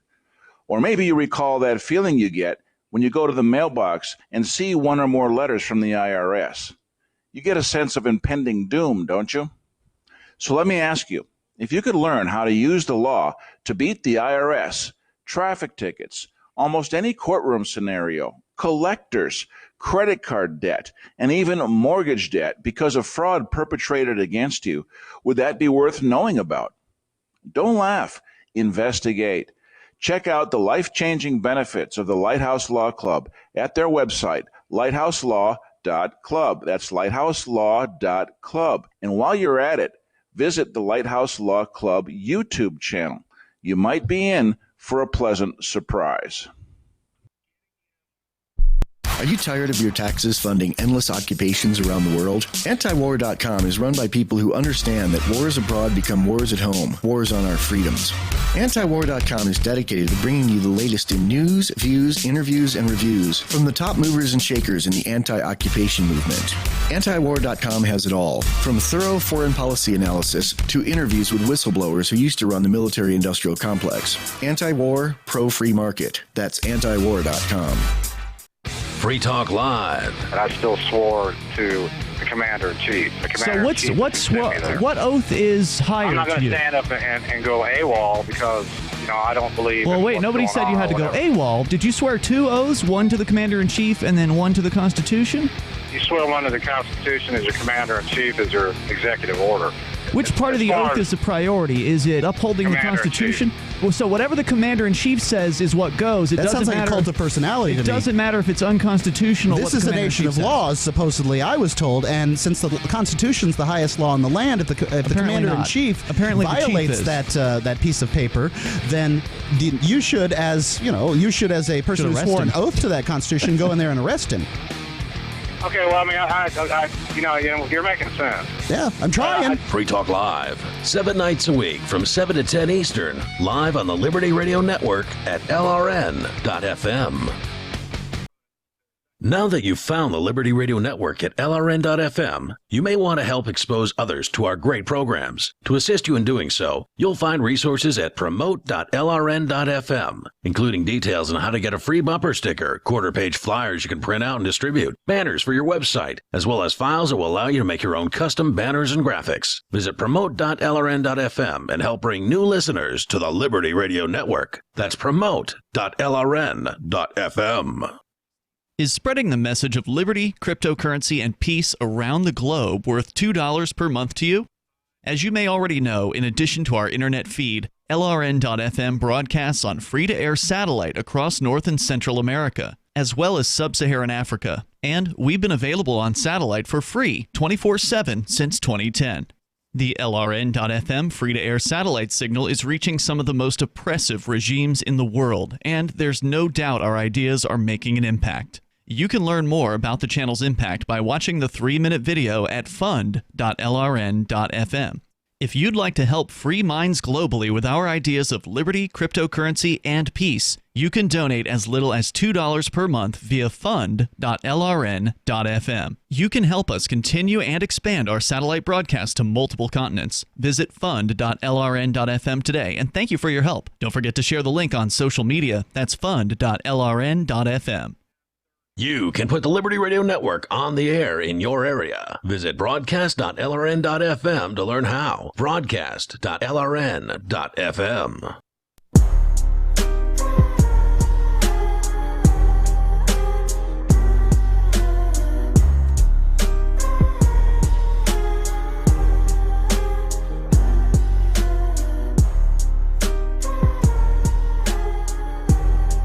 Welcome back. This is the Call to Freedom, and I want to invite you to check out our social media platforms. You can find us on Twitter by using @CTF_LRN. I'm still very sorry about that. There's nothing we can do. You can also find us on Facebook by using @Call to Freedom, and you can find us on the Liberdon server of Mastodon by also using @The Call to Freedom. Of course, we're also on Spotify, Google Play Music, iTunes, and the best way to contact us and just chat with us in general is to use the Discord call-in lines, the Discord server, which you can find at discord.lrn.fm. And we've been talking about Brunei, which I have been pronouncing correctly for the last week or two, however long we've been talking about it. And what they have done is passed a law allowing them to amputate the hands of thieves and to stone gay people to death. And by sheer coincidence, we happen to be joined today by Will Coley, who is the Muslim who began this entire show. And what he's saying is that the evidential bar was set so high specifically and intentionally such that it essentially requires a confession from the participants in order to be convicted. Will, is that an accurate assessment of what Brunei has done? Yeah, absolutely. And it's in keeping with what the Prophet Muhammad ﷺ did. He said, these things are things, but, be careful accusing someone of these things because the evidentiary necessity to prove this is ridiculously high. And if you make an accusation of sexual misconduct against the person, you do not have the ability to provide the necessary evidence, that itself is a criminal act. You will be prosecuted. But what about in the instance that someone has engaged in some homosexual act. They feel guilty about it or whatever, so they go and they confess to the state of Brunei that they have engaged in a homosexual act. The punishment for that effectively would be being stoned to death. Is that correct? Well, that would have to be something, according to the way things were done under the Prophet ﷺ, there's only one recorded incident that's been verified as a valid incident of sexual misconduct where a woman was a woman, and the woman committed adultery, got pregnant while committing adultery. She went to the Prophet ﷺ. She confessed 3 times.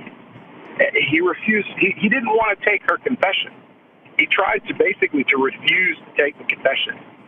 And he looked at her and he said, "Are you pregnant?" And she said, "Yes." He said, "Okay, well then come back after the baby's born." The scholars say this was hoping that she would change her mind about her confession and just go back to life with her new baby. But she didn't. She came back to the Prophet Muhammad again and she said, "I have done this thing, absolve me." I want the punishment for this to be in this life and not in the next life. And the Prophet told her, "You just had a baby, have you not?" And she said, "Yes." He said, "Nurse the child for 2 years." So she leaves, and she nurses the child for 2 years. And then she returns again, and she tries.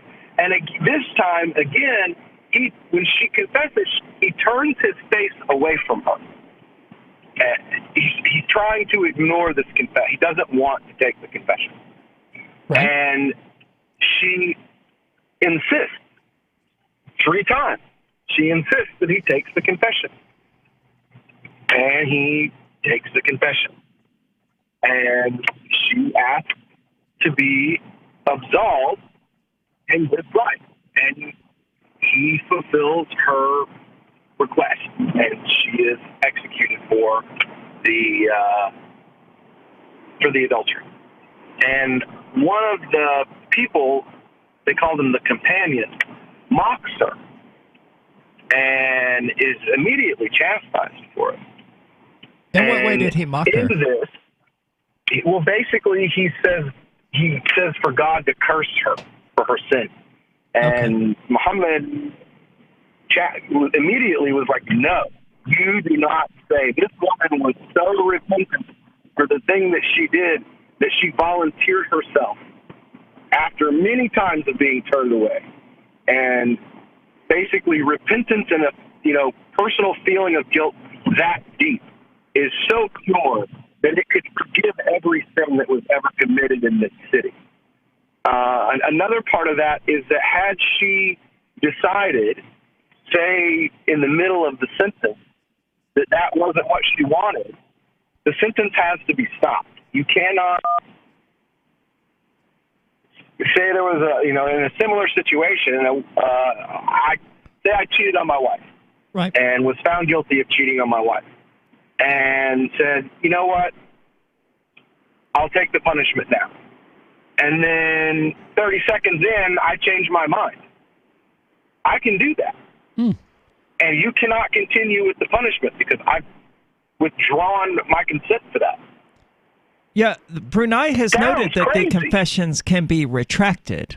I assume It's not that the confession is retracted. It's that I'm no longer saying I would rather be punished in this life. Okay. There's another story where a man came to the Prophet ﷺ and he said, I've committed adultery. And it's the same thing. The Prophet turned away from him. He didn't want to look at the man. He didn't want to accept this confession. And they heard the call to prayer. And they went, and the man's still trying to get the Prophet to take his confession. And he's like, "Just come to pray with us." So he goes and he prays. And they come back, and he tries to give the confession again, and the Prophet looks at him and says, "Did you go pray with us?" And he says, "Yes, I did." He said, "Well, I don't know whether or not you asked God to forgive you in that prayer, so I cannot punish you." Things like that aren't usually discussed either by polemics who are discussing Sharia that aren't Muslim, or by a lot of these, what you would call scholars for dollars, the state-employed religious scholarship. Like, it's their job, and they get paid to justify the actions of the state. Right. You know what I'm saying? So, if a story like this exists, when stories like this exist, they kind of just brush them under the rug, because that doesn't show the massive strength of state power. That shows that if a person confesses, they can go without punishment. Well, how is the state all powerful if it can't punish people? Exactly. If they have to consent to the punishment, it would seem. Yeah, is the they case. have to consent to the stoning. If you're an adulterer or a fornicator or homosexual and you've confessed. But I mean, that's the you're not voluntary nature of Sharia law, isn't it? That they have to consent to obey the law and consent to the punishments upon breaking them. Well, there's a difference in what you and I would call social crimes. So like homosexuality, adultery, these kind of things would be quote unquote social crimes. There is no physical victim of violence or theft. Right. Those, you have to submit yourself for those punishments. Now, crimes, violations of the rights of others, those have to be absolved. If you commit murder, you either have to be executed or the family has to forgive you. One or the other. There is no like, I killed someone, but I don't want to consent to punishment. No, you have a real life victim who was killed. There must be absolution in society of some type. Same thing with theft. But again, theft is very, very hard to punish for, because there's so many different rulings that get you out of being punished. Interesting. And I hear the bumper music. Yeah, you do? I do. We've been talking about Brunei and the alleged law that will allow them to stone gay people to death and, cut off the hands of adulterers. And we're joined by Will Coley, so don't go anywhere. This is The Call to Freedom. There are basically two types of advertising: direct response and branding. Radio's great for direct response with its low cost to listener ratio, but audio can't be beat for branding, which is a longer term endeavor. You want to be the first thing that someone thinks of when they think about your product or service. If you have a local business that you want kept top of mind in your community, call the station. If you need national reach, Free Talk Live's got around 200 radio stations, millions of monthly listening sessions, can suit all budgets, and if we don't think we're right for you, we'll tell you. Email me, mark@freetalklive.com. Hey, I'm LRN.FM Program Director Ian Freeman. If you're listening to our free-to-air satellite feed in North or Central America, heads up. We've been on the Galaxy 19 satellite since 2010, but now our satellite provider is moving LRN.FM to a new channel on a different transponder. The current channel will stay on the air until the end of May to give you time to transition without any loss of service, so don't delay. I've posted the new channel details at sat.lrn.fm, but in case you're listening with no internet access, if you do a blind scan on your receiver, you should see the new channel at transponder 6, 11.8425 gigahertz, horizontal polarization, symbol rate 22,000, FEC 3/4. All that information is at sat.lrn.fm, as well as a link to our Patreon, where you can support our channels for just $2 a month. Visit sat.lrn.fm for more information about our international satellite channels, and thanks for listening to LRN.fm. LRN.fm is proud to announce our official listening apps for Android and iOS devices. Now you can easily tune into our streams anywhere, anytime on your smartphone or tablet. Just visit apps.lrn.fm or search for LRN.fm in the Android or Apple app stores. Please download, rate us 5 stars, then share the link on your social media, and let your friends and family know how you're listening to LRN.fm. Download it now, free at apps.lrn.fm. What do you shop for that you could otherwise buy at Amazon? Pretty much everything, right? Amazon has competitive pricing and they deliver, and that's a big plus. If you could plan ahead in your shopping, would you be interested in saving up to 33%? There's a catch. You have to do your shopping in Bitcoin. But imagine those savings. It's like a huge raise. All you have to do is go to saveitpurse.com, We've saved thousands, and you can too. Plan ahead and save. SaveItPurse.com. There are lots of ways to listen to Free Talk Live. Our podcast has been around since podcasts began, and now the FTL feed is loaded with content besides our full show archives. Did you know that we make it easy for you to customize your podcast subscriptions? We have different feeds, one that includes only our full shows, one with just the Daily Digest, and one with just the Edgington Post. You decide what you listen to. It's quick and easy to customize your feeds at feeds.freetalklive.com. That's feeds.freetalklive.com. I've been told no in many different ways. I give you an order and you're going to obey it. Who told you to go this way? You can do that and you have to leave here. You cannot bring signs into the rally. Walk with me. Well, I'm comfortable here, actually. Whoa, Hey. Who do you think you are? Excuse me. There is no video and audio allowed in this office. No, I have work today. You ain't gonna make it. Wait on account. Now. Wait a minute. Whoa. Hey! Oh my God! Unbelievable! Why are you running from me? Because you scared me. Property. What am I being detained for? You're being served. What is this? You're being served. What is this? Bureaucrats have a funny way of telling people no. That's the sound of the men working on the chain. Derek J's Victimless Crime Spree. Watch it for free and order the Director's Cut DVD at victimlesscrimespree.com. Help get LRN.FM into more ears. Visit promote.lrn.fm for a free bumper sticker, flyers, banners, graphics, and more. Promote.lrn.fm.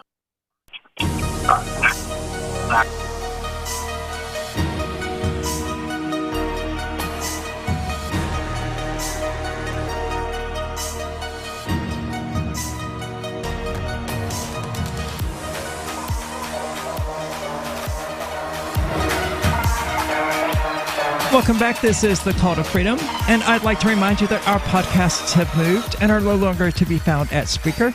Instead, they can be found at calltofreedomlive.podbean.com. You can also find them on Spotify, Google Play Music, and iTunes as of a few days ago, last week, actually.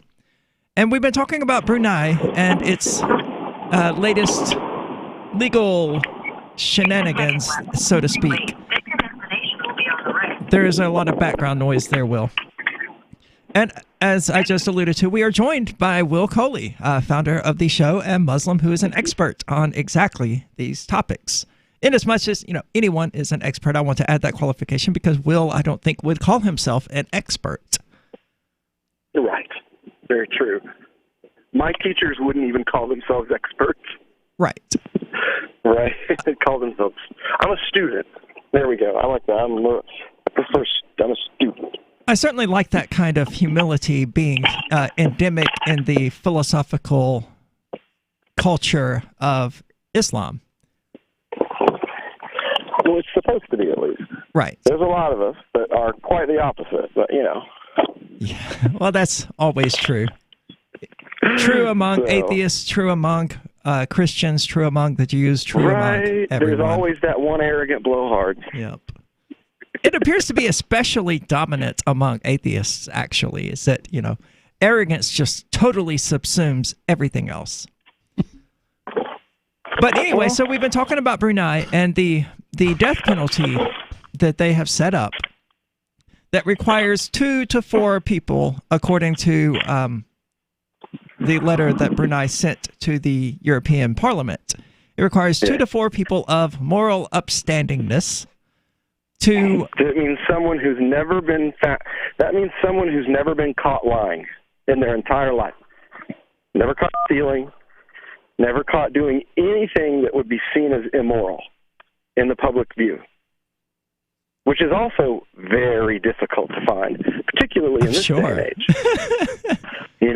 To find 4 people who've never been caught lying, never been caught stealing, never been caught doing anything viewed as immoral. Cheating on your taxes, shorting somebody on change, anything like that. You need 4 people who, like I said, you need 4 people like that. It's hard enough to find one person like that. Exactly. I mean, you find one person like that, let alone 4. And as you also said, if you were to approach one of these sorts of people and say, hey, there's some homosexuality happening over here, you need to go check this out, they would be like, no. Thanks, I don't want to do that. Or adultery, either one, Right. It's not something someone's like, oh, yeah, hold on, I'm coming, let me watch. Maybe not someone of moral upstandingness. I think I would probably take the opportunity to. I'm not sure someone morally, yeah. But so the bar is set intentionally high, and that's what Brunei's letter to the European Parliament is attempting to express. Although it seems like the European Parliament has still voted to fiercely condemn the laws in Brunei. I keep wanting to call it Brunei. Yeah, because they don't follow along with basically you're supposed to celebrate these things. And Brunei is saying, look, we don't want these things in our society, and we've put these laws in place that will discourage them from being things that are publicly expressed. That's another thing that a lot of people don't seem to understand, is that what you do in your own house behind closed doors has nothing to do with the public. So to be seen as quote-unquote criminalized homosexuality, you'd have to be like blowing a guy on a park bench at the bus station. Yeah, I mean, that's sort of frowned upon in any culture. If you're doing it in your house, and so that's even crazier. If you're doing it in your house and someone sees you, according to the religion, they're supposed to not tell anyone. They're supposed to go out of their way to try to explain what you did as something else. You're supposed to make an excuse for your brother. So if you see, here's a simple, if I come up to another Muslim and I smell like liquor, you're not supposed to assume that I've been drinking, even if I reek of it. Well, fair enough. I mean, you could have fallen into a bottle of wine, into a barrel of wine as it was being made, or anything like, which obviously you also shouldn't do. But I mean, there are certainly possible ways that you could smell like alcohol without actually having substance. You could have been walking down the street and someone threw their drink at you. We are supposed to give each other beyond reasonable doubt as believers. As people who are Muslims, we should give each other beyond reasonable doubt. So, even if doubting it doesn't even seem reasonable, you should still think better. It's called having a good opinion of God's servants. So that if you see, if you see me coming out of a bar, right, you should assume that I just had to use the bathroom, and that's why I was in there. Or that there was someone that I knew that needed to be rescued, and that's why I was in there. You should assume that, not that I was there drinking. You shouldn't assume that I did something wrong. If you saw me drinking, you should never tell anyone. You should not go to other people and tell them, hey, you know that brother over there? I saw him drinking the other day. You're right, because that's gossip. That. Right. You're supposed to veil your brother and his actions. So if you see someone committing a sin, you just don't tell other people. Because when you tell other people and it gets around, it makes it harder for that person to turn away from those wrong actions, because they know they'll be judged as though they were continuing to do them anyway. So if somebody tells a lie to one brother, and then that brother tells everybody he can find, that brother's a liar. Well, it makes it harder for that person to walk away from that bad moral thing, because he knows the community sees him as this other thing no matter what he does. Right. So even if he's not a liar and he is telling the truth, because that rumor has spread to that degree, it would be assumed that he's just lying anyway. Exactly.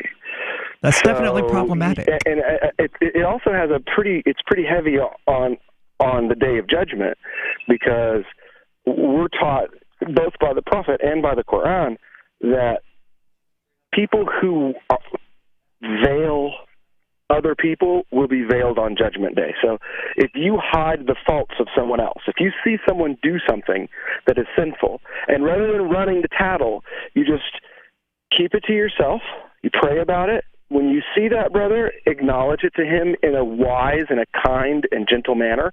Brother, I saw this. I don't know what it was. I don't know what your intention was. I just wanted you to know that, I saw what happened, and if you need a brother to talk to, I'm here. Or advise them in a kind and gentle manner. Don't be like, man, I saw what you did. You going to hell, son. What's wrong with you? You evil in 5 different ways. You're not supposed to do that. You know how Baptists do it. Oh, yes, You're not supposed to do it that way. You're not supposed to do it that way. Well, to be fair, I don't think the Baptists are supposed to do it that way. Just because we're Muslim doesn't mean we're not human. We still do it in that way most of the time. We're just encouraged not to, and we're told that anything that you do to protect your brother's name or honor in this life, God will look at that in the next life and go, oh, well, you did these bad things, but because you overlooked this bad thing your brother did, I will overlook these bad things that you did. You can go to heaven. That's a good sentiment. I like it. So we're told, look, man, we're all going to screw up. You're going to screw up. Your brother's going to screw up. When your brother screws up, don't go tell everybody that'll listen. Just keep it to yourself. There's no good in it. There's no good that can come from you creating a gossip, even if it's true. Because in Islam, gossip is if it's true, and that's sinful. To say what is true behind a man's back that he wouldn't want you to say about him in front of him, if it's true, it's riba is the word. It's gossip. If it's false, then it's batan, which is slander, which is even worse.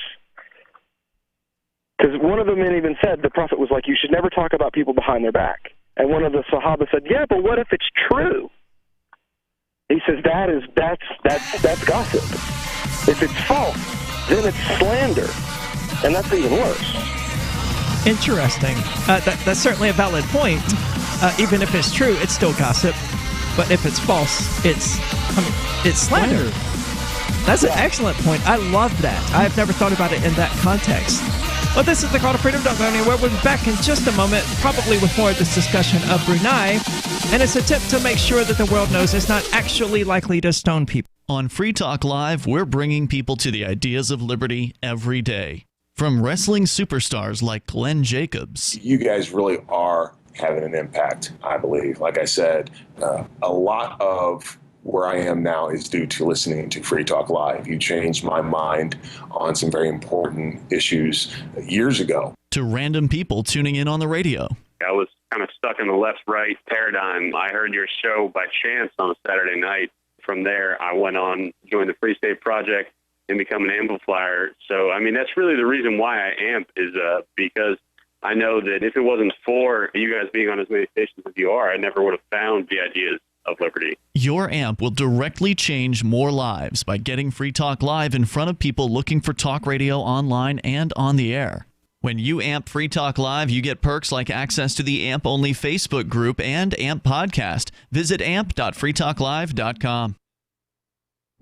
LRN.FM now has a Discord. Discord is a free text and voice chat platform, and we now have our own server with a bunch of channels at discord.lrn.fm. You can join other listeners as they chat about various things during our live shows, or anytime, day or night. Discord software is available cross-platform, so you can have it on whatever device you want and take your chats anywhere. Join our Discord at discord.lrn.fm. That's discord.lrn.fm. Looking for a great real estate investment? Consider New Hampshire, which is ground zero for the Liberty Movement. Your first call should be to Mark Worden from Porcupine Real Estate. He's more than just a real estate agent. He's your New Hampshire concierge. Where are the best places to live? Do you want farm, city, the burbs, or forest? Do you want a duplex or multifamily building so that renters pay your mortgage? There are homes in all price ranges in New Hampshire, and Mark can help with financing too. Invest in liberty and property. Mark Worden can help.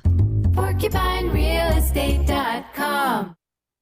More of the Call to Freedom is coming up next, live after the news on the Liberty Radio Network at LRN.FM.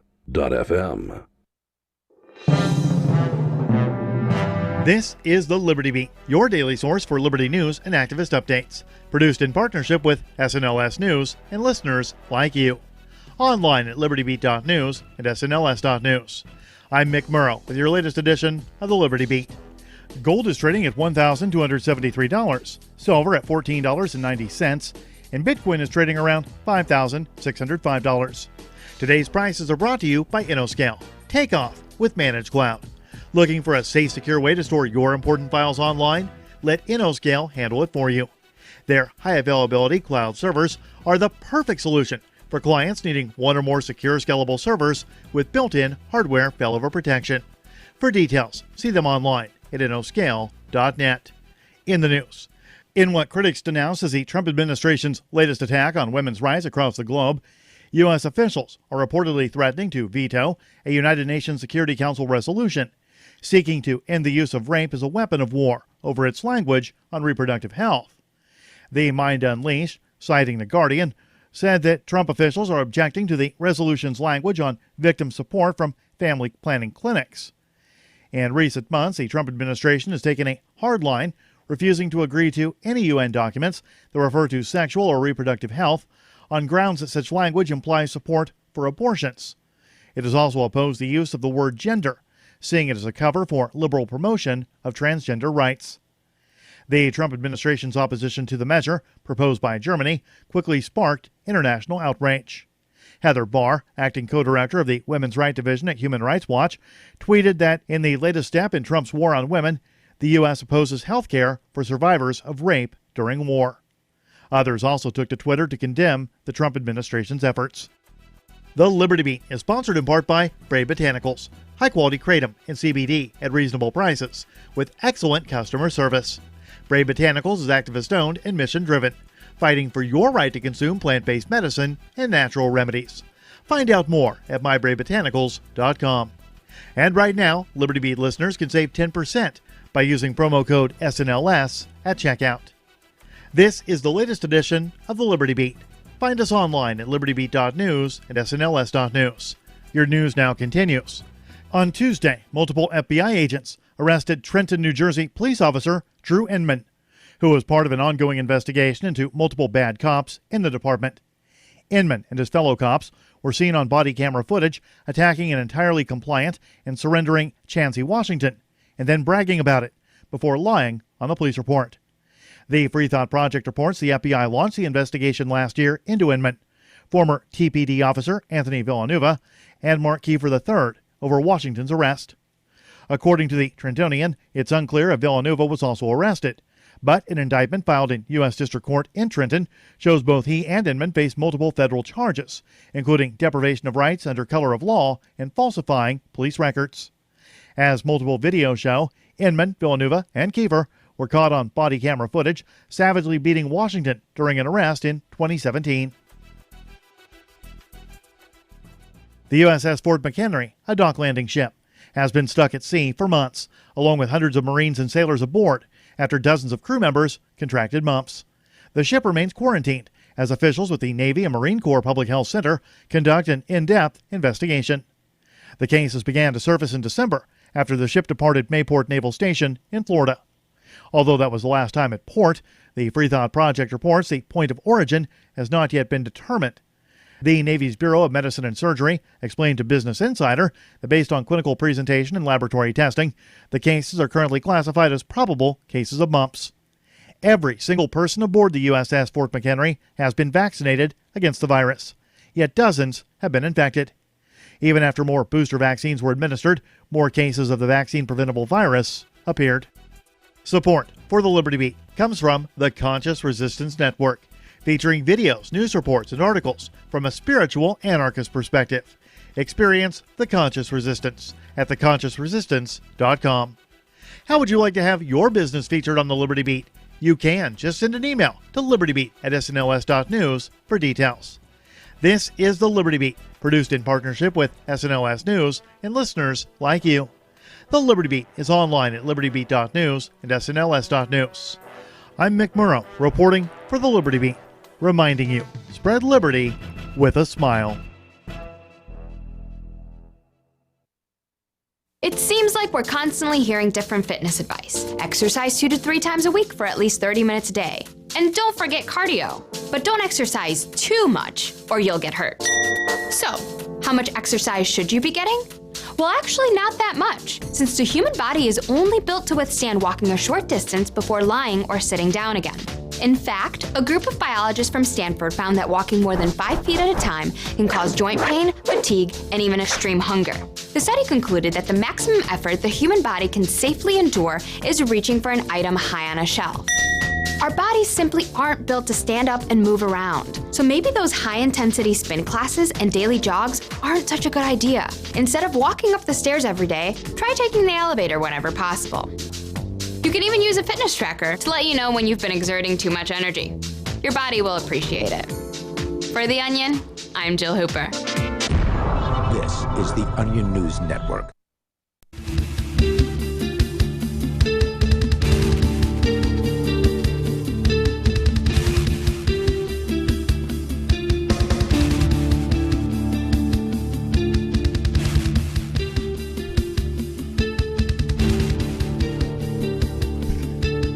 Welcome back. This is The Call to Freedom. I'm your host, as always, Aria Uncensored, composer of the music that you were just listening to, which can be listened to in full at soundcloud.com/Aria Uncensored.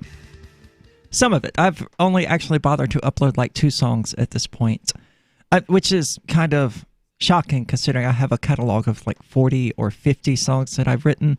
Like, it's enough that when I play in bands with people, they're just shocked that I've, just produced that much content. But that's what happens when you play the guitar and the drums and the bass and you know how to do all this stuff and record it and overlay it and, all that nifty little stuff.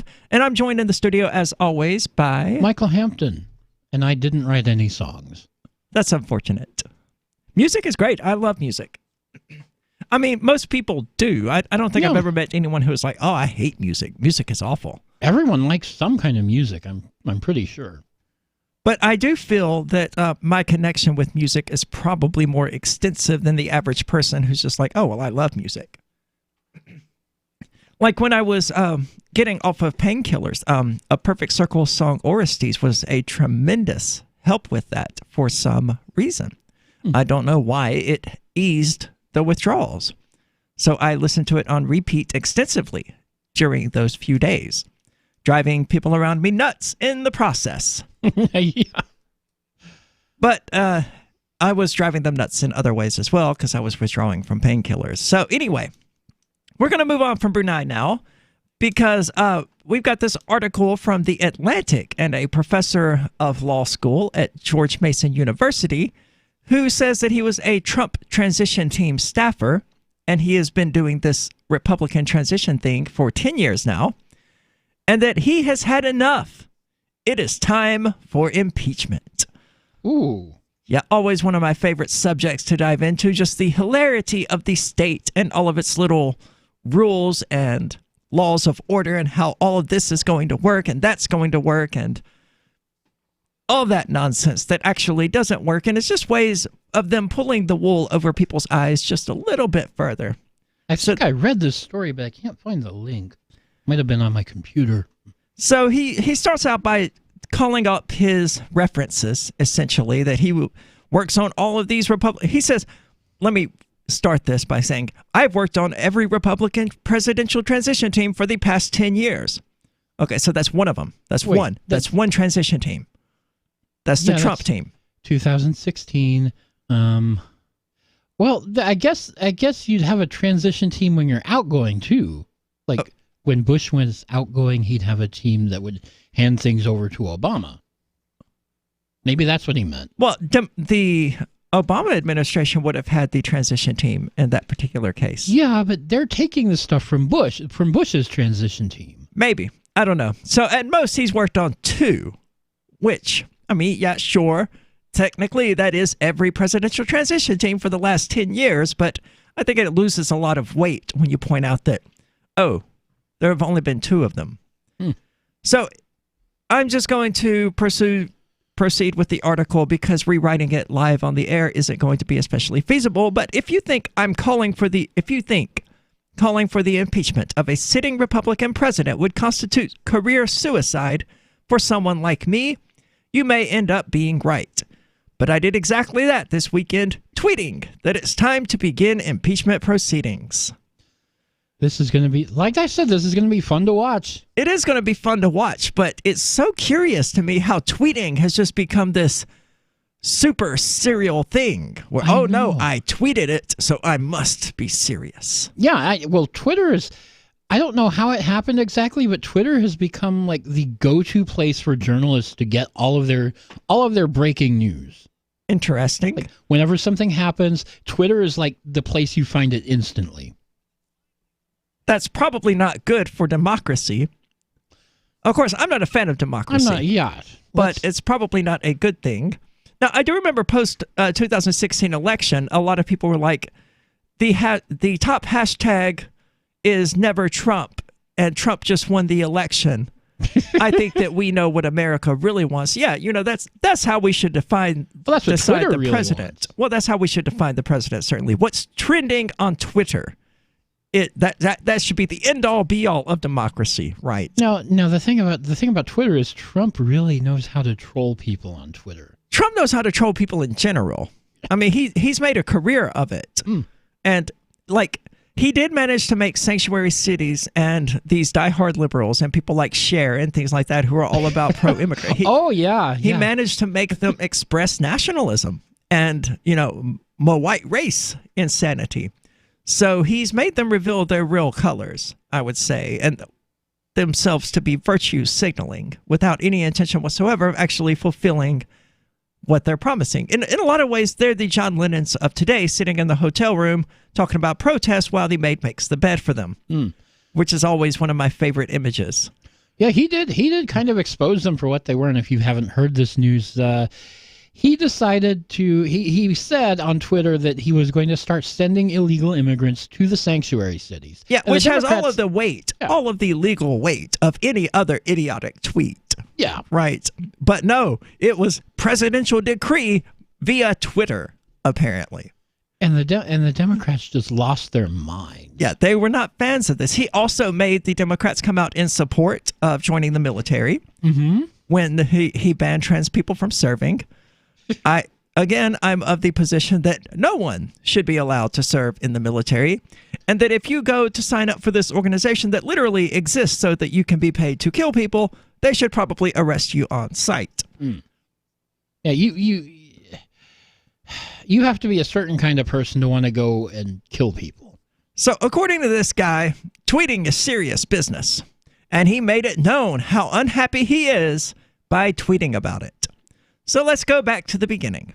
In August of 2016, he interviewed to join the pre-transition team of Donald Trump.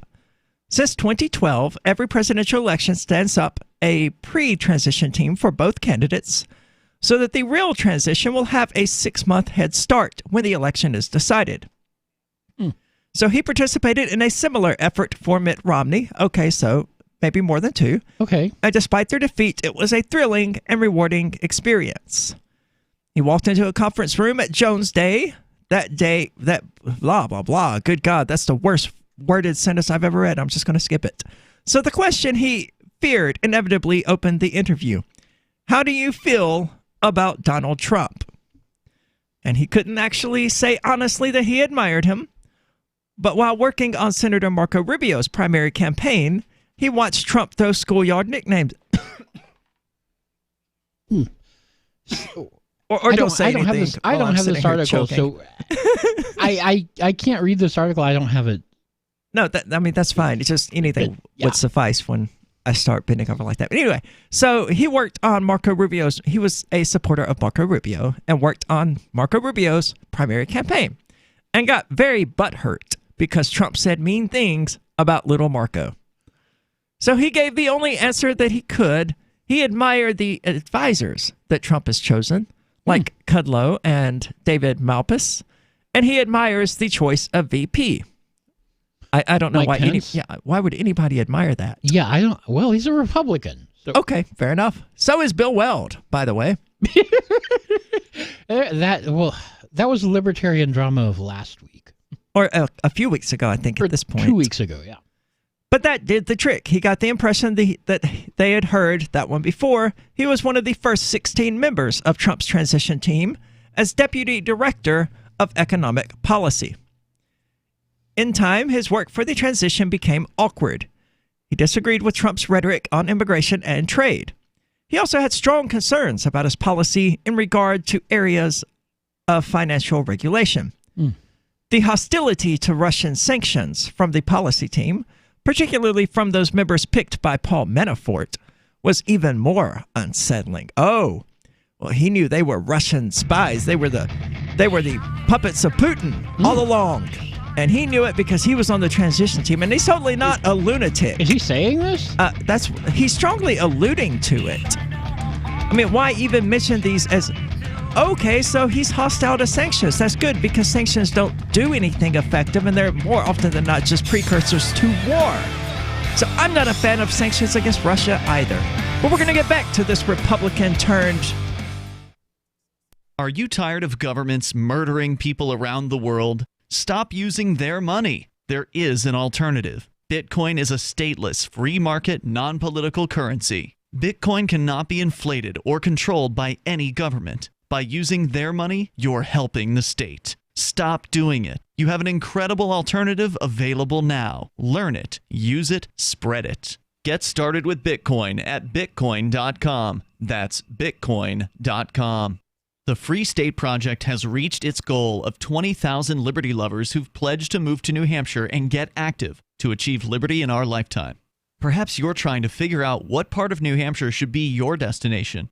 If so, consider Keene. You'll find more than 150 reasons to move to Keene at move.freekeene.com. Keene is famous for its historic, publicity-generating activism, as well as being the liberty media capital of the world. It's home to freekeene.com, New Hampshire's destination for liberty activism, news, and opinion. For years, we've been compiling over 150 reasons to move to Keene at move.freekeene.com, where you'll learn about some of what's happening here and what makes Keene a great place to live. If you love liberty, you'll probably enjoy anywhere you end up in the Shire. But do your due diligence first. Please visit move.freekeene.com for the full list of over 150 reasons to move to Keene. That's move.freekeene.com. The LRN.FM social media channels have been revamped. We've eliminated Facebook and focused on other platforms like Twitter and Mastodon, the decentralized alternative to Twitter. On our accounts, you'll find posts from multiple LRN.FM show hosts together in one place. Follow us on Twitter at twitter.lrn.fm, or better yet, move to the decentralized Mastodon social media platform at toot.lrn.fm, toot.lrn.fm. I think you'll like it. So you've signed the Shire Society Declaration and are planning your move to New Hampshire to be around more liberty-oriented people. Next, sign up for the Shire Society Forum at forum.shiresociety.com. There are a bunch of people there who are already in the Shire, and they want to meet you. If you're already in the Shire physically, you should also come by the forums. Remember, not everyone uses Facebook. New people are signing up for the Shire Society Forum every month, so drop in and say hello at forum.shiresociety.com. Imagine someone in your community getting in their car, turning on the radio, and hearing the Liberty Radio Network. You can make that vision a reality with your own micro radio station. Visit broadcast.lrn.fm to learn how you can put our programs on the air in your area. You can have LRN.FM running around the clock, and you can even add in your own local shows. Building a radio station is simple, but programming isn't. That's where LRN.FM comes in. Learn more at broadcast.lrn.fm. That's broadcast.lrn.fm. This is Michael Dean from the Freedom Fiends. I've run websites since 1996 and have used over a dozen web hosts in that time. AgristHosting.com is the only one that hasn't broken my heart. Agrist Hosting's uptime and service is stellar, and their DDoS mitigation is the best I've seen. That's important because if you tell the truth in this world, you'll ruffle feathers. And some people will try dirty tricks to silence your voice. No matter what the haters hit us with, Agrist Hosting keeps our websites online. If you have a mission-critical commercial presence or a world-changing activism site, you cannot tolerate any skullduggery. So go with agristhosting.com. Have a WordPress or blog site, but you're not satisfied with performance or uptime? Or just want raw hosting? Want to pay with Bitcoin? Agrist Hosting specializes in high-performance hosting with personalized service. Go to agristhosting.com and click on the button that says Get Hosted. That's agristhosting.com. Some of our live shows are streamed in HD on Twitch. Please follow and share at twitch.lrn.fm. That's twitch.lrn.fm.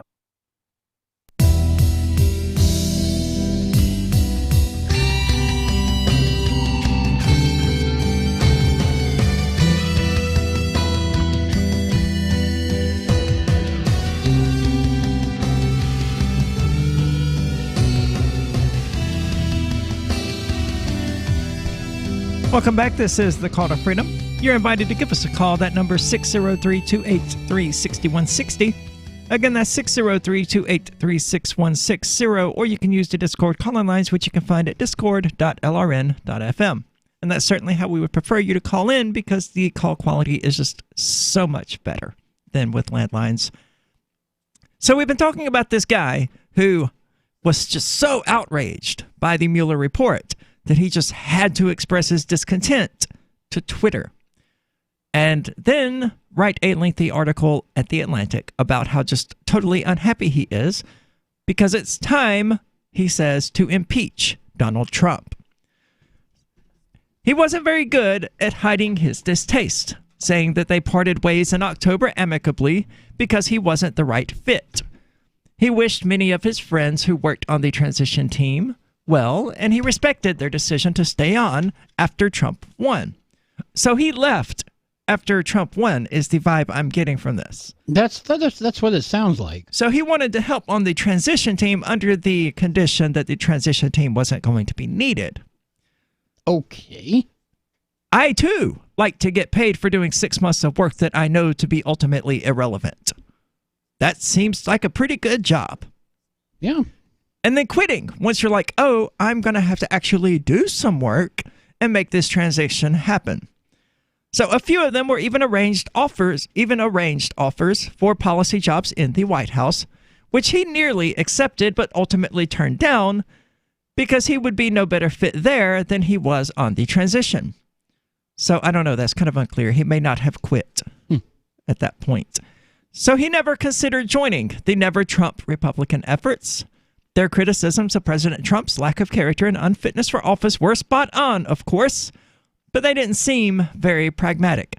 No one is fit for office. Yeah, the office shouldn't be there. I mean, when we're talking about the President of the United States, what we're talking about here is some individual who has the moral fiber, the intestinal fortitude, the philosophical bent, I suppose would be the word I would use, to rule over a nation of 320 million people. No one is fit to that task. Right. And anyone who wants it isn't qualified. Yes, absolutely. There was no avoiding the fact that Trump had won, and like many others, he felt the focus should be on guiding his policy decisions in a constructive direction. Or, to be more accurate, a direction that he wanted to see Trump go. The man who he most admired in that regard is McGahn, Trump's first White House counsel, who guided the president towards some amazing nominees for regulatory agencies and the judiciary, most of which I think are probably not still in the Trump administration. They have a very high turnover rate. So he wanted to share his experience transitioning from Trump team member to pragmatist about Trump to advocate for his impeachment, because he thinks many other Republicans are starting a similar transition. Politics is a team sport. Yeah, it is, and that's why I hate politics. I don't work well with others. Yeah, I never did like sports. And if you actively work within a political party, there is some expectation that you will follow orders and rally behind the leader, even when you disagree. This is why I don't like political parties. Yeah, that too. In fact, the Republican committee here in Keene has a sort of policy along those lines. Well, maybe not the one here in Keene, because we're actually working on getting that removed, but the Cheshire County Republican Party, of which I am a member, does have it written into its bylaws that if you are an officer within the party, you cannot say anything negative about a Republican who is running for office. It seems to make sense. It does, but it's not something that I would. You don't want to stab your fellow party members in the back. I mean, if they suck, I do. if you get a Republican up there going, you know what, I don't like brown people, and I don't think they should be in the United States, I should be able to say something negative about that dude. Yeah, you should. Of course, I'm not an officer. I attempted to be. I ran for secretary of the Keene didn't they Republican challenge you Committee. on that? They did. They brought out a shocking number of Republicans who I had not seen at any previous meeting to vote for someone else. A little surprising. Is secretary really that important a position, though? I think, it was that they didn't want a combination of me and Ian to be totally in charge. Ian's already got the chair position, right? Ian is already chair, yes. There's no vice chair for whatever reason. There probably should be, according to the bylaws, but Ian had to sort of write those from scratch anyway. But there definitely needed to be a secretary, and I was like, yeah, I'll do it. And they're like, oh, well, we have this other candidate who has never been to a Cheshire County Republican meeting that you've been to, at least within the last few months, but we're going to run this person. We're going to bring in a bunch of other Republicans, many of whom were just there for the vote, and they stated it. They were like, can we get to this vote because I need to go be somewhere else? I was like, well, hold on, time out here. Yeah, why did you come to this meeting? Did you just come here to vote against me? Because it seems like you did, and I don't think you're really trying to hide that fact. Yeah. So that was really humorous, and I loved it. I loved every minute of it because I'm a troll at heart. So you definitely got them going. Yeah, just the fact that I ran for secretary of a Republican Party is hilarious all by itself. But knowing that, they sort of mobilized and brought in enough people to beat me 2-1 was great. I loved it. Because the next Keene Republican meeting will have like me, Rich Paul, Ian, and Chris and Bob. It will just be us. Yeah. And the newly elected secretary, who is not me. You've effectively taken over, except for this one person. Well, I don't know about that. She may in fact just be there to keep note of things to make sure that the Keene Republican Committee doesn't go too far, as it's extremely likely to do. With the five of you, I can see it happening. But yeah, I mean, we were able to get those people to come out and vote. Of course, obviously, we wanted more. Obviously, we would have liked for me to have been secretary. But it's not just because I wanted to be secretary of the Keene Republican Committee, because that's freaking hilarious. It's because I'm generally more available when other people within the Liberty community are available. Like Ian wanted to set up these meetings for Wednesdays at noon, and it turns out the newly elected secretary isn't available during that time slot. Oops. And the chances of me being available at the same time as this secretary who, has a daytime job and kids and all of that, just extremely unlikely outside of Saturday mornings at 10 o'clock in the morning when I have very little desire to be awake. If I'm awake at 10 o'clock on a Saturday morning, something has gone horribly wrong that Friday night. Oh, yeah. You're up till like dawn on Friday night. Yeah. Well, I mean, I don't get home until like 3:30, 4 a.m. Yeah. It takes time to wind down and all of that. And yeah. So anyway, that was all a lot of fun, and I enjoyed doing it. Even though it didn't work out, it was a lot of fun. And that's what's going on here in Keene, and I have no idea how we got onto this. Oh, yeah, well, we had I'll have to get back into that. We had a similar thing in the Libertarian committee that I started for Tate County, the Libertarian Party of Tate County, that I wasn't able to remove either. This is the Call to Freedom. Don't go anywhere. We'll be back with more of this discussion about impeachment. We have some good news. The indictments against Ross Ulbricht in the District of Maryland were dismissed with prejudice, meaning they can never be refiled. This is especially good because those indictments contain the only charge ever made that Ross engaged in murder for hire. This was a serious allegation that Ross Ulbricht denies. It was never prosecuted or ruled on by a jury, but was trumpeted by the federal government and the media as if it were proven fact. The Maryland court held these indictments for almost 5 years, poisoning Ross's case and leaving him under a cloud of unproven allegations. As explained in Ross's appeal to the Supreme Court, the fact that the judge used these allegations to give Ross a draconian sentence of double life without parole violated his Sixth Amendment right to a jury trial. Judges are required to issue sentences based on convictions decided by a jury, not unproven allegations never even charged at trial. Although this is a positive development, the dropped indictment will not set Ross free. Now, a presidential pardon is Ross's only hope of freedom. Sign the petition at freeross.org. freeross.org. The new 4th edition of Healing Our World, The Compassion of Libertarianism, will take your understanding of liberty to a deeper level and has over 1,300 updated references, new cartoons, and a foreword by Dr. Ron Paul. With discounts for multiple book purchases, the 4th edition of Healing Our World is a great gift for the liberals, pragmatists, environmentalists, and Christians in your life who think libertarianism is cold-hearted. Get yours today at healing.freetalklive.com and use promo code FTL for a $5 discount. Is spreading the message of liberty, cryptocurrency, and peace around the globe worth $2 per month to you?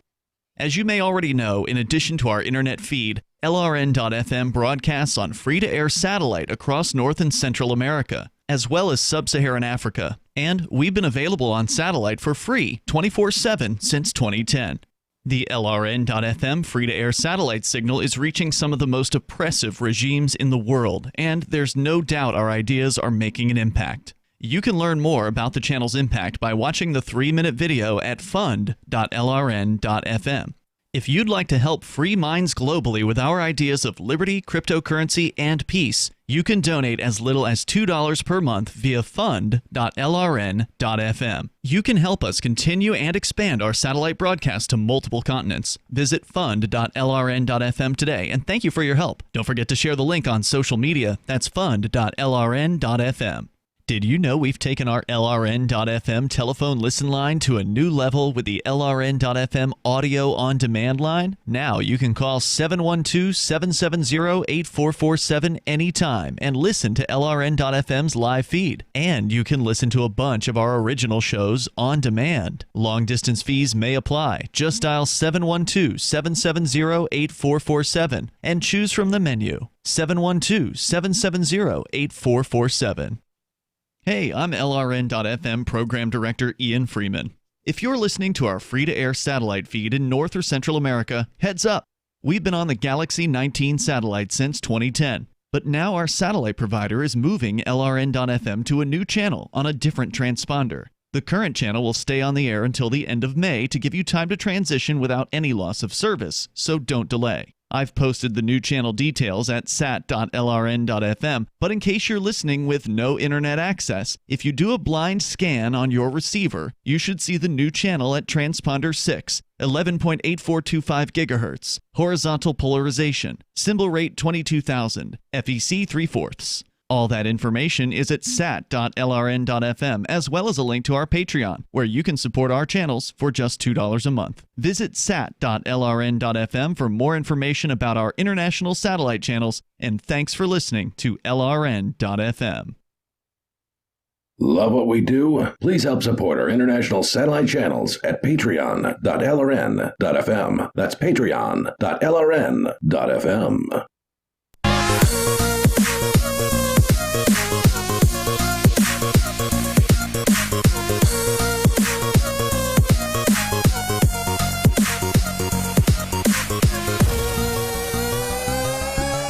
Welcome back. This is the Call to Freedom. And we've been discussing this guy who worked on the Trump transition team, apparently, until there was an actual transition to be done, at which he seems to have quit.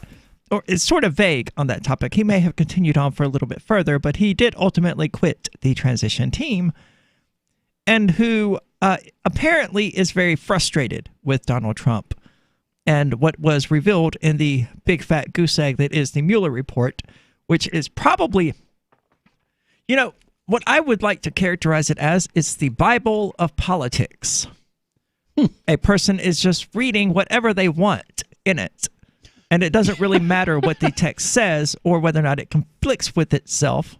Yeah, that's about what it's sounding like. They're finding the lines that they like, and they're going with it, because you have, we covered it last week extensively. You had Democrats saying, oh, this Mueller report is proof that it's time to impeach Donald Trump. And you also had Republicans who looked at the same report and said, oh, this completely exonerates Donald Trump of any wrongdoing forever. It's neither the same. Was quite. No, neither is correct. But it's the same report. How does a person allow their own ideology to infect their perceptions to that extent? They're earth animals.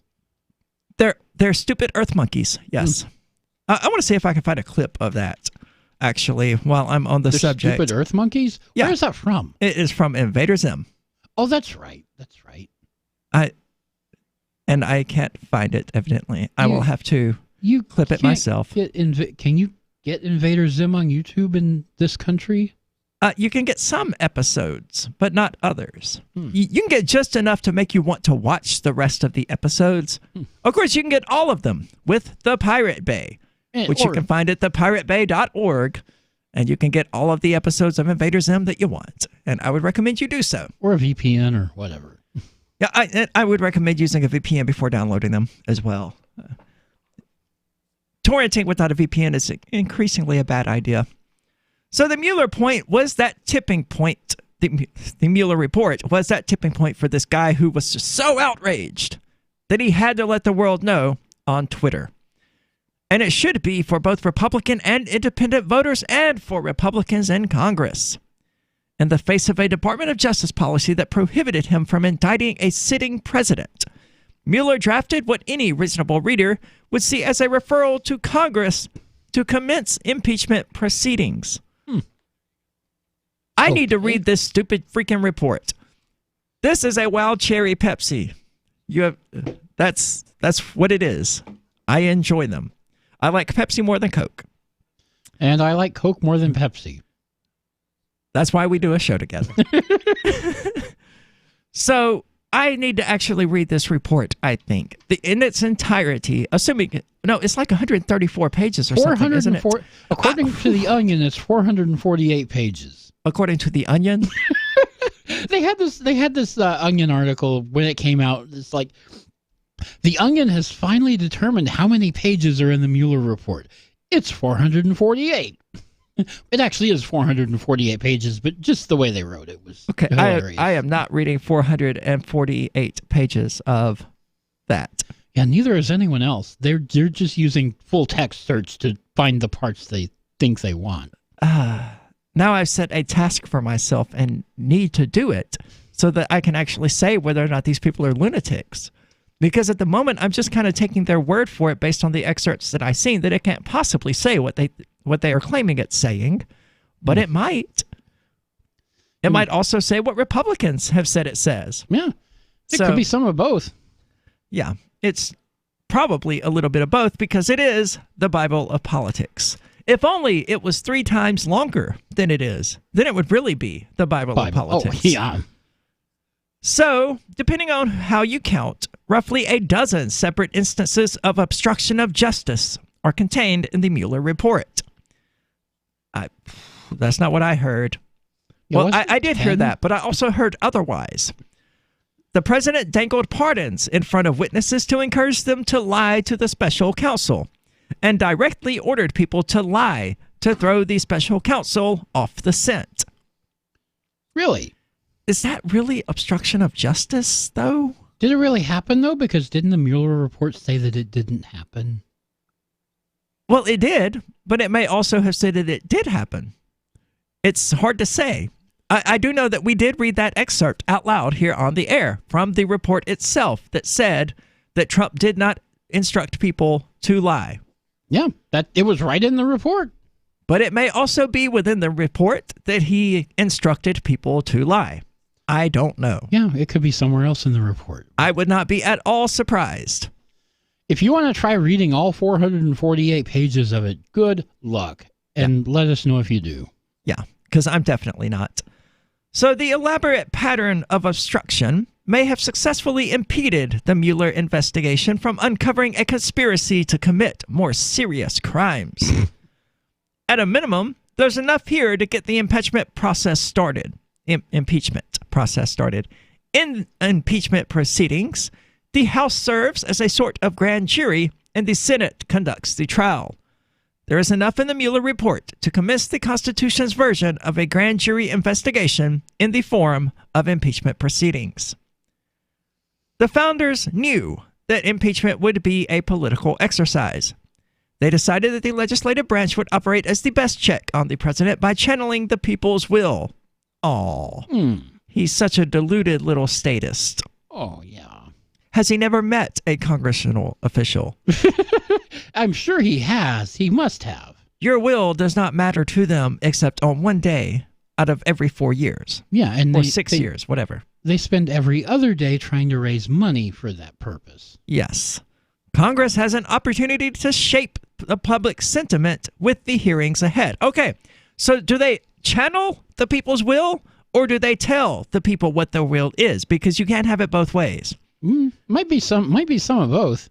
Either free will or determinism. Well, I mean, he just directly conflicts himself, saying, "Oh, well, Congress can shape the public opinion." Oh, but it's Congress's job to channel the public opinion. So are they telling the people what to think, or are the people telling Congress what to do? It can't be both. It possibly could be both. Well, no. Like from one issue to the other, to the next.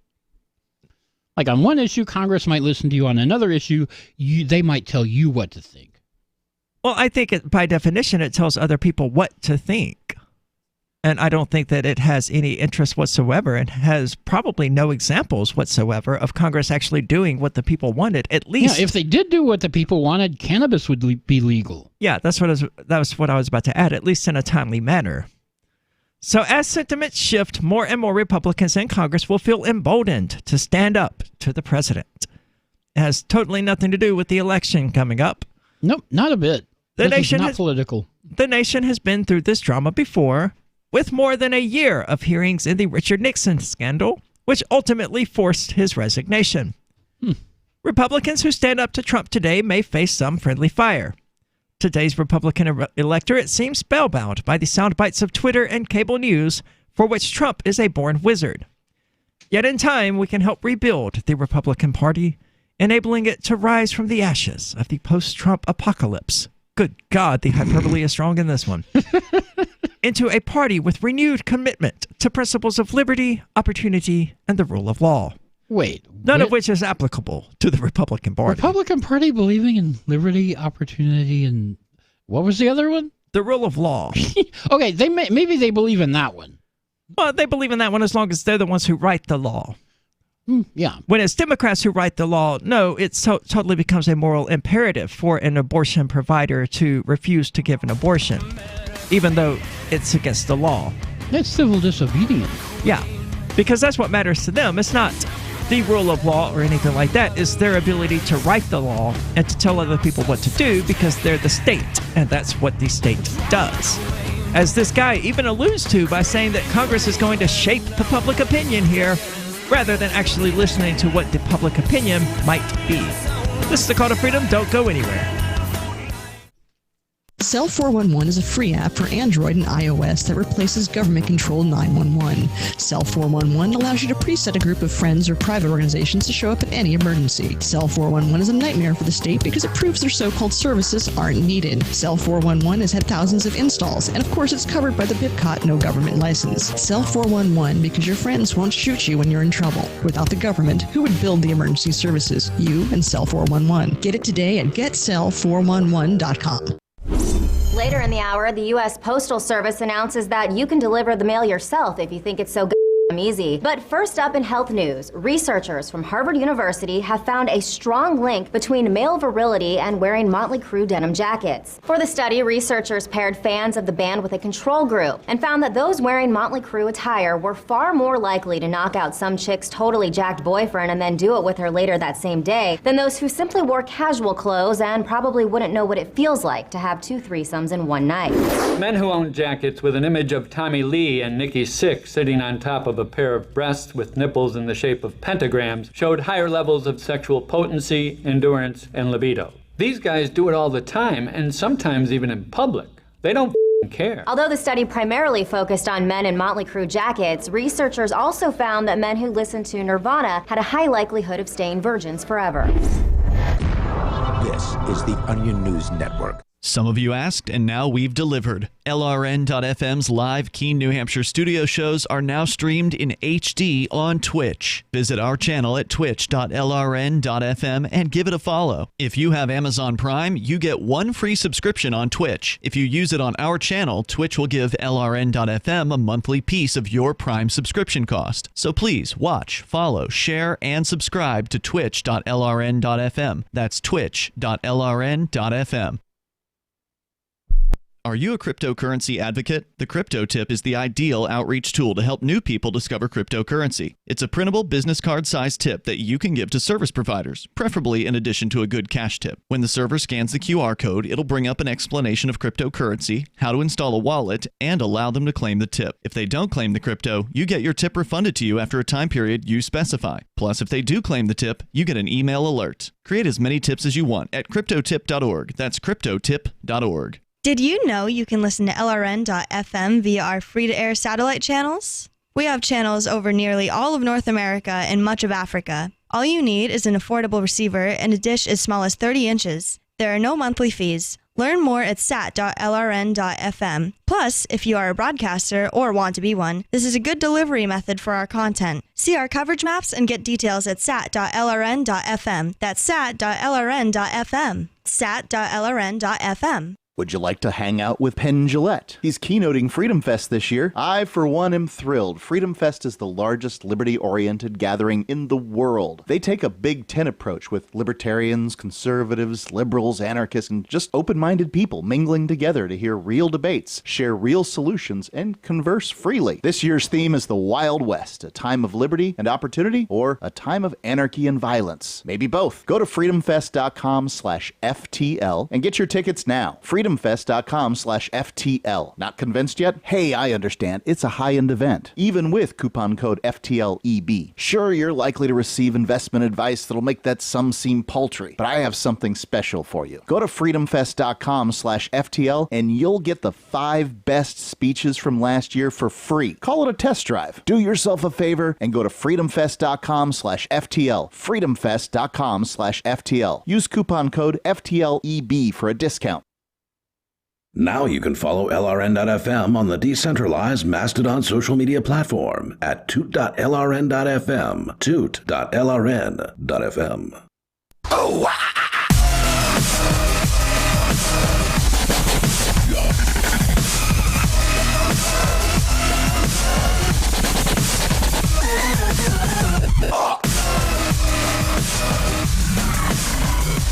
Hey there, welcome back. This is The Call to Freedom, and maybe you regularly listen to the show and have been wondering how you can help and show your support. Well, social media shares go a long way, but so does cash, and you can do so using Patreon at patreon.com/call-to-freedom. Our wonderful patrons there are currently helping to keep the show up and running, including the podcast at calltofreedomlive.podbean.com, and we can't thank them enough for showing their support. Once more, that's patreon.com/call-to-freedom if you would like to check it out. Now, unfortunately, I can't find the clip of anyone saying stupid earth monkeys.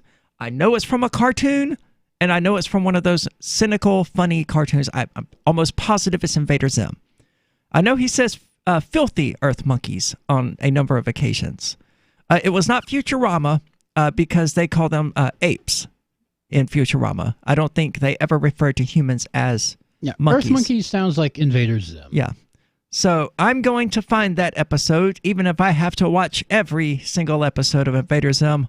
What a horrible experience. YouTube blocks it in the U.S., so my VPN comes out in Canada, and I can watch full episodes on YouTube. Yeah, I can just torrent it. Yeah, that too. Yeah. That seems to me to be the ideal solution. I mean, screw them in their censorship. If YouTube wants to block it in certain regions, I will just take my viewership elsewhere. So, apparently, nearly 8,000 Boy Scout leaders have been accused of sexual assault since 1944, a researcher has found. So, reviewing long secret files, a professor says that every account of suspected abuse has been reported to law enforcement agencies. Finally. So the Boy Scouts have kept files going back decades, showing that nearly 8,000 volunteers have been excluded from the organization because they had been accused of sexually abusing children. according to a review by an expert. The expert, Janet Warren, revealed the scope of the reported abuse when she testified as an expert witness in a trial involving allegations of child sexual abuse at a children's theater in Minneapolis. Her findings were described on Tuesday by a lawyer, Jeff Anderson, who has represented sexual abuse victims in cases against organizations like the Boy Scouts and the Roman Catholic Church, both of which seem to have a problem with kitty diddling. Ms. Warren said during her testimony that she had been hired by the Boy Scouts and spent 5 years reviewing data known as the perversion files that contained information on volunteers whose involvement in the group had been ended because of reasonable allegations of child sexual abuse. But so they kicked these people out of the Boy Scouts, but they never told the police. No, they kept them in secret files known as the perversion files. They've kept the files since just after World War I. So she went through the 72 years worth of documents. Wow. And said they contain the names of 7,819 perpetrators and 12,254 victims. Holy moly, that's been going on a while. The issue of sexual abuse in the Boy Scouts received widespread attention several years ago, and much of the disclosures on Tuesday were not entirely new. But she appeared to have made more headway in analyzing the Scouts' files. But her testimony went largely unnoticed until Mr. Anderson, whose firm had brought the case against the Children's Theater, discussed her findings at a news conference in Manhattan. Mr. Anderson did not say why he had released the list at this time, but he noted that New York State recently passed a law making it easier for victims to sue their abusers. I can't imagine too many of the people sexually abused by Boy Scout leaders in 1914 are still around today. Yeah, very, very few of those would be, but, some of those will be more recent, and even some of the ones from like the 70s and 80s, those people will still be alive. Yeah. The Boy Scouts said in a statement on Tuesday that every account of suspected abuse has been reported to law enforcement agencies. That includes accounts in the files where it was not clear whether information had been turned over. We care deeply about all victims of child abuse and sincerely apologize to anyone who was harmed during their time in Scouting. Nothing is more important than the safety and protection of children in Scouting, and we are outraged that there would have been times when individuals took advantage of our programs to abuse innocent children. At no time have we ever knowingly allowed a perpetrator to work with youth. Well, that's some consolation, I guess. They at least kicked these people out whenever they found out about it. That's what they should be doing. Yeah, absolutely. The statement also said that the Boy Scouts have paid for unlimited counseling for victims by providers of their choosing, and have been provided a toll-free number, and also have provided a toll-free number that victims can call. Well, it sounds like they knew it was a problem, and they seized upon voluntarist ways of addressing that problem. Right. They disassociated from these people, and they did what they could to take care of the victims and help them deal with the sexual abuse. But they didn't make press releases. No. In fact, they buried it in these perversion files because it was a problem that they had and that they dealt with within a reasonable capacity. I don't think it really needed to be made public. I think it's good to know that they were, in fact, doing what they could within the parameters of a non-aggressionist society to help the victims and to prevent further victims from happening. Well, there's going to be some people out there are going to be outraged because they didn't call the cops right away on all of these people. Yeah, but I'm of the mind that, aggressing against people for doing things that you don't approve of is not a particularly good way of handling that issue. About 2.2 million children and nearly a million volunteers are members of the Boy Scouts. News outlets that revealed the files, released in 2012, said they indicated that some local prosecutors and police officers had protected Scouting volunteers accused of abuse, sometimes out of concern that negative publicity would hurt Scouting. Sometimes it was probably, I would say most times, it was probably just the good old boys being good old boys. Yeah, that happens a whole lot. Especially if the perpetrator is a bureaucrat or a cop. Yeah. And, I mean, most scout leaders are going to be something along those lines. And yeah, a lot of these people will be. Yeah. I mean, just like cops don't arrest Pillar one of another. the community. Yeah, they don't arrest one another for beating their wives. They're not going to arrest one another for things like this. They're going to handle it privately and like, hey, you can't do this anymore. We caught you. But in recent months, following a grand jury report in Pennsylvania that said bishops and other Roman Catholic leaders had covered up child sexual abuse by more than 300 priests, a number of bishops across the country have released the names of priests in their diocese who they said have been credibly accused of abuse. That was a step that abuse victims and their advocates had long sought. I don't know what good that does if they're still members of that parish. What usually happens, at least in the Catholic Church, is they move those priests somewhere else. Yeah, where they can do it all over again. They don't disassociate from them in the way that the Boy Scouts clearly do. They don't lose their position usually. No, and I would argue that the Roman Catholic Church should be looking to the Boy Scouts how to handle this. While the Boy Scouts may have kept this information secret, it was not covered up, clearly. Right. They did what they could for the victims. They did what they could to prevent further victims from being made by that particular individual. Obviously, they can't prevent crimes from happening. They can only prevent a person who has committed those crimes from doing the same things under their watch. So Mr. Anderson said on Tuesday that the Boy Scouts have never actually released these names in any form that can be known to the public. They may have removed them from scouting. They may have kept them in their perversion file, but they never alerted the community. Now, I would be okay with that as well. That would be a good step. Like, hey, okay, we had the scout leader. His name is blah, blah, blah. We have released him from the scouts because we believe him to be molesting children. The community around that person should probably know that. Yeah, that would be a good thing to know. Not that I'm a fan of child sex offender or just sex offender registries in the first place, because that's the state doing it, right? And I'm not a fan of the state doing anything because it utilizes aggression and force and coercion in order to do it. But the Boy Scouts is a voluntary organization. Right. One opts in to joining the Boy Scouts. One can break their rules by molesting kids and be expelled from the organization and have them explain exactly why they expelled you from the organization.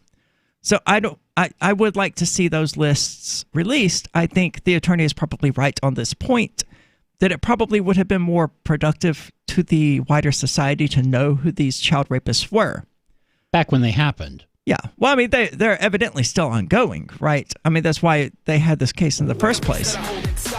Well, this has been The Call to Freedom. Thank you for tuning in. It got really, really bizarre today with the talk of nihilism and then Will calling with Brunei Talk. And that was really awesome.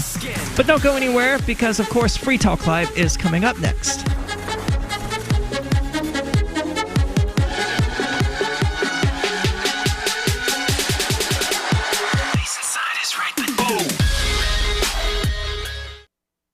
This is a special